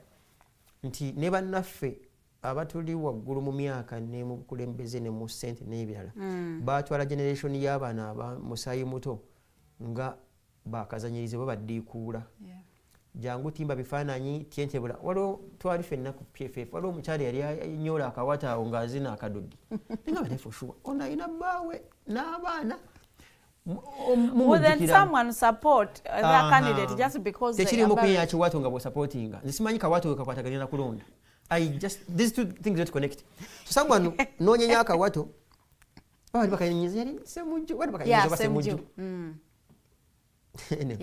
kati abantu abamu bami olumu bwe batyo bakusobera because ne bannaffe abatukulembera bamanya abavubuka bye baagala. I am sure wandibaayo ko abakulembeze nga bo kye baakoze kukkirira mpigi gula bikutiya byankwacyo ebikoola bino bibagaaya. I am sure waliwo abamu ku batukulembera nga bo ku budget because I've been for some reason close to some people in politics nga ne ku budget olumu kubeerako budget y'enjaga kubeerako budget y'amayirungi n'eyawalagi ani akoordinating kasokoso nga coordinator we kasokoso agamba wendi tujja kwetaaga nga walagi wa mmeka mbwe ebidomola nga bina negwe olaba minisita otafiire yagamba kumulahize kulonda tubugane wana nga tunywe walagi like a whole minister of internal affairs who has been a minister for the rest of his life and is going to die a minister. Ye mu byalaba byalina okuwa abalonzi be ye walagi.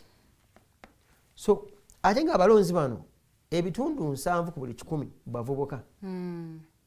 Ate nabo ne bamwaniriza kati kyabageza ku promotinga. So no sanga abavubuka b'emyaka jammwe myaka 2 myaka 3 bo bewaddeyo kukozesebwa never losing a focus. By the way, what do you talk about ebika by'abantu abavuddeyo abenokoddeyo abaagala okulembera eggwanga lino kubwa president specifically? I know you have been following and enamba ebadde ekulira ddala ndowooza tulinga mu 208 abavaayo, though we know some of them tebajja sobola ssente za nomination abamu bajja wanka, but the caliber abantu abo gye balabikamu waliwo vis-a-vis the country waliwo omusajja omu awo anabikira ng'oba gwe balina twala mu ddwaliro ni someone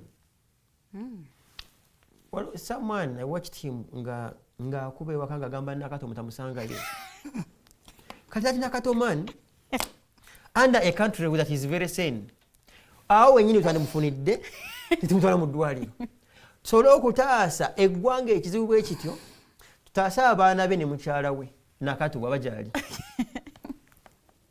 kati Uganda n'ebyo byonna obinenyesera Museveni kubanga naye olumu alina bye yeekoza n'akusobera.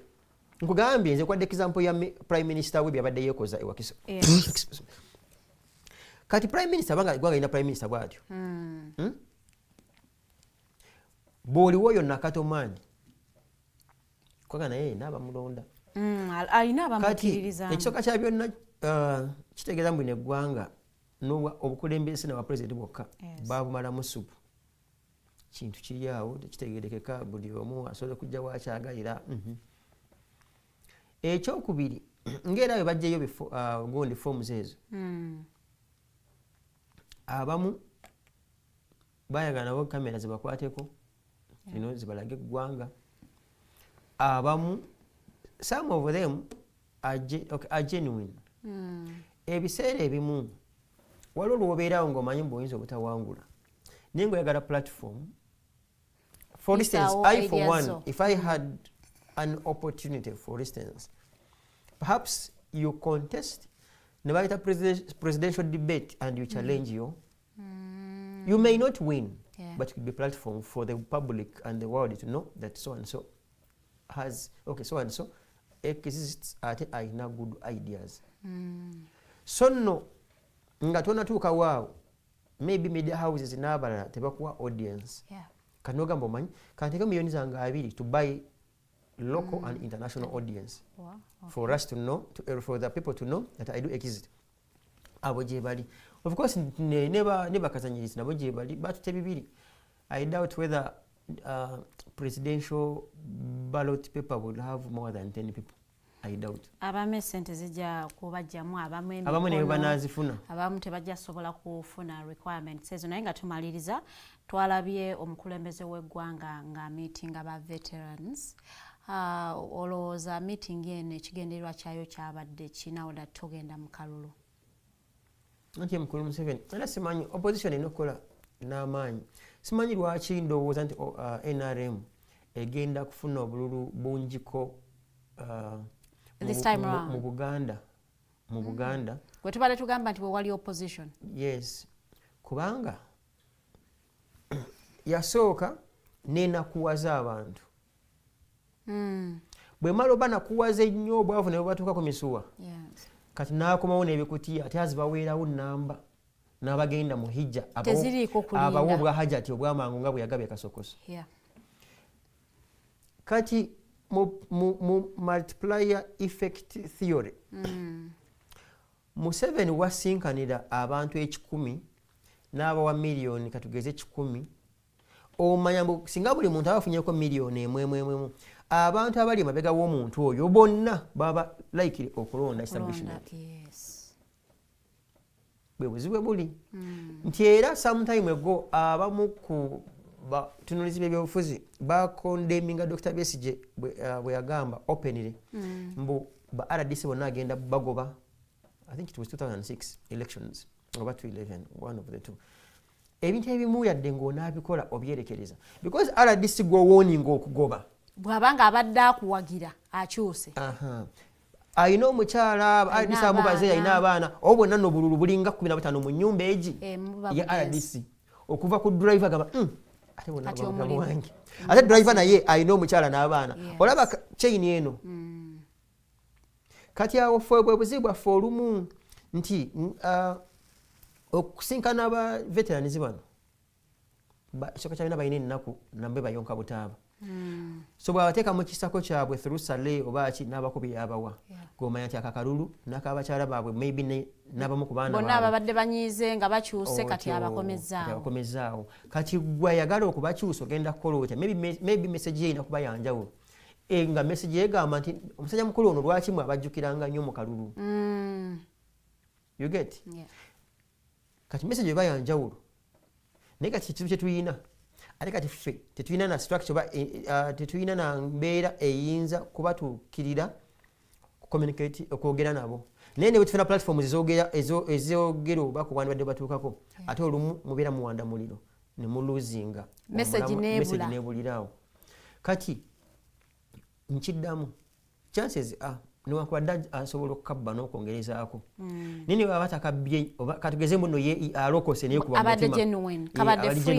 I want to believe opposition bwe takola nnyo n'amaanyi kwongera kukatiza ku message yaayo mukulu Museveni may kufuna bululu bungiko mu Buganda as compared ku buwedde because nammwe kennyini emirerembe mukyalina mingi nga opposition bali mu kwetunuza mwemu nezifulaga because nebino ebintu byemwogera omuntu naye olumu waliwo yanabadde abawakalulu naye abeera nagamba naye olaba bano bali bwe bati olaba beekubanga batte banatwala kati banafuna buyinza kyakati balina serious so ate n'olumu n'okubitamya abandi badde balonda bagamba naye twakoowa ebintu bya wano akalulu ka wano so opposition yo nga ye erina okwekuba mu mutima efune message n'okwongera obutakuba public obukyafu bwayo internal conflicts zaayo ne bazireeta nebazikuba mu lujjudde.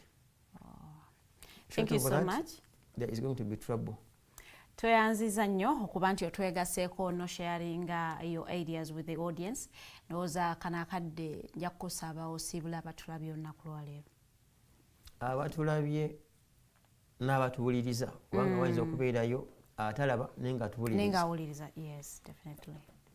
Buli lunaku olukya wabeerawo ky'olina okukola okutwala eggwanga lyo mu maaso. Ate kikuyambako nti bw'obikola kikuyambako okubanga naawe abantu bakuwa ekitiibwa kyova olaba olumu mu introductions mu mikolo weewalanga nnyo okubanga bakwanjulanga abooluganda bako n'ab'emikwano kubanga waliwo we batandika nabo bakunokoddeeyo ng'omu gamba bambi twagala okwebaza mukulu Kenneth n'asituka awuubire kubaliwo kati niwabeerawo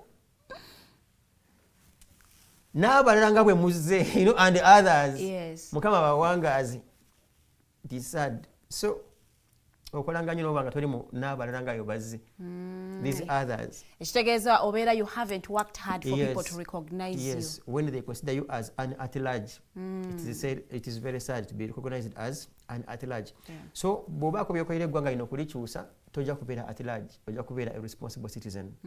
Nga bwe tugezaako of course independence tera tuuka si yamugwa 10 nga mmeka nga 9. It is just a few days from today.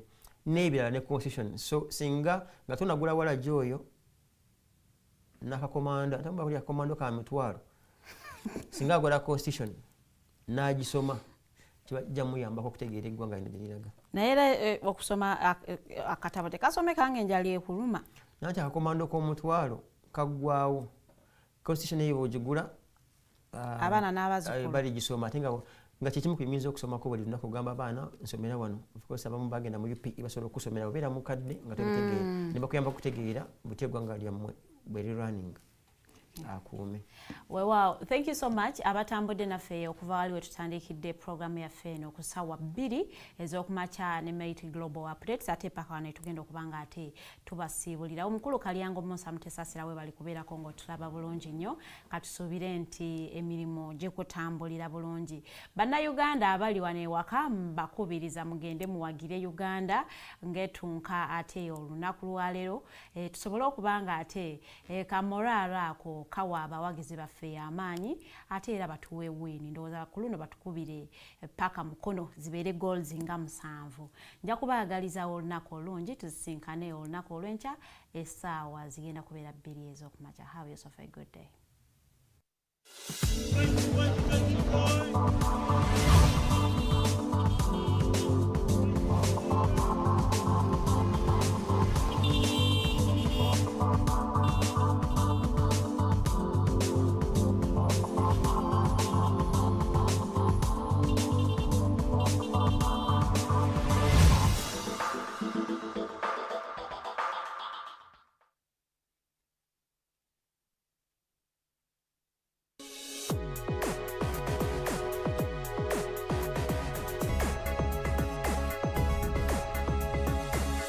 The Alternative Dig Talk. Real issues, real talk.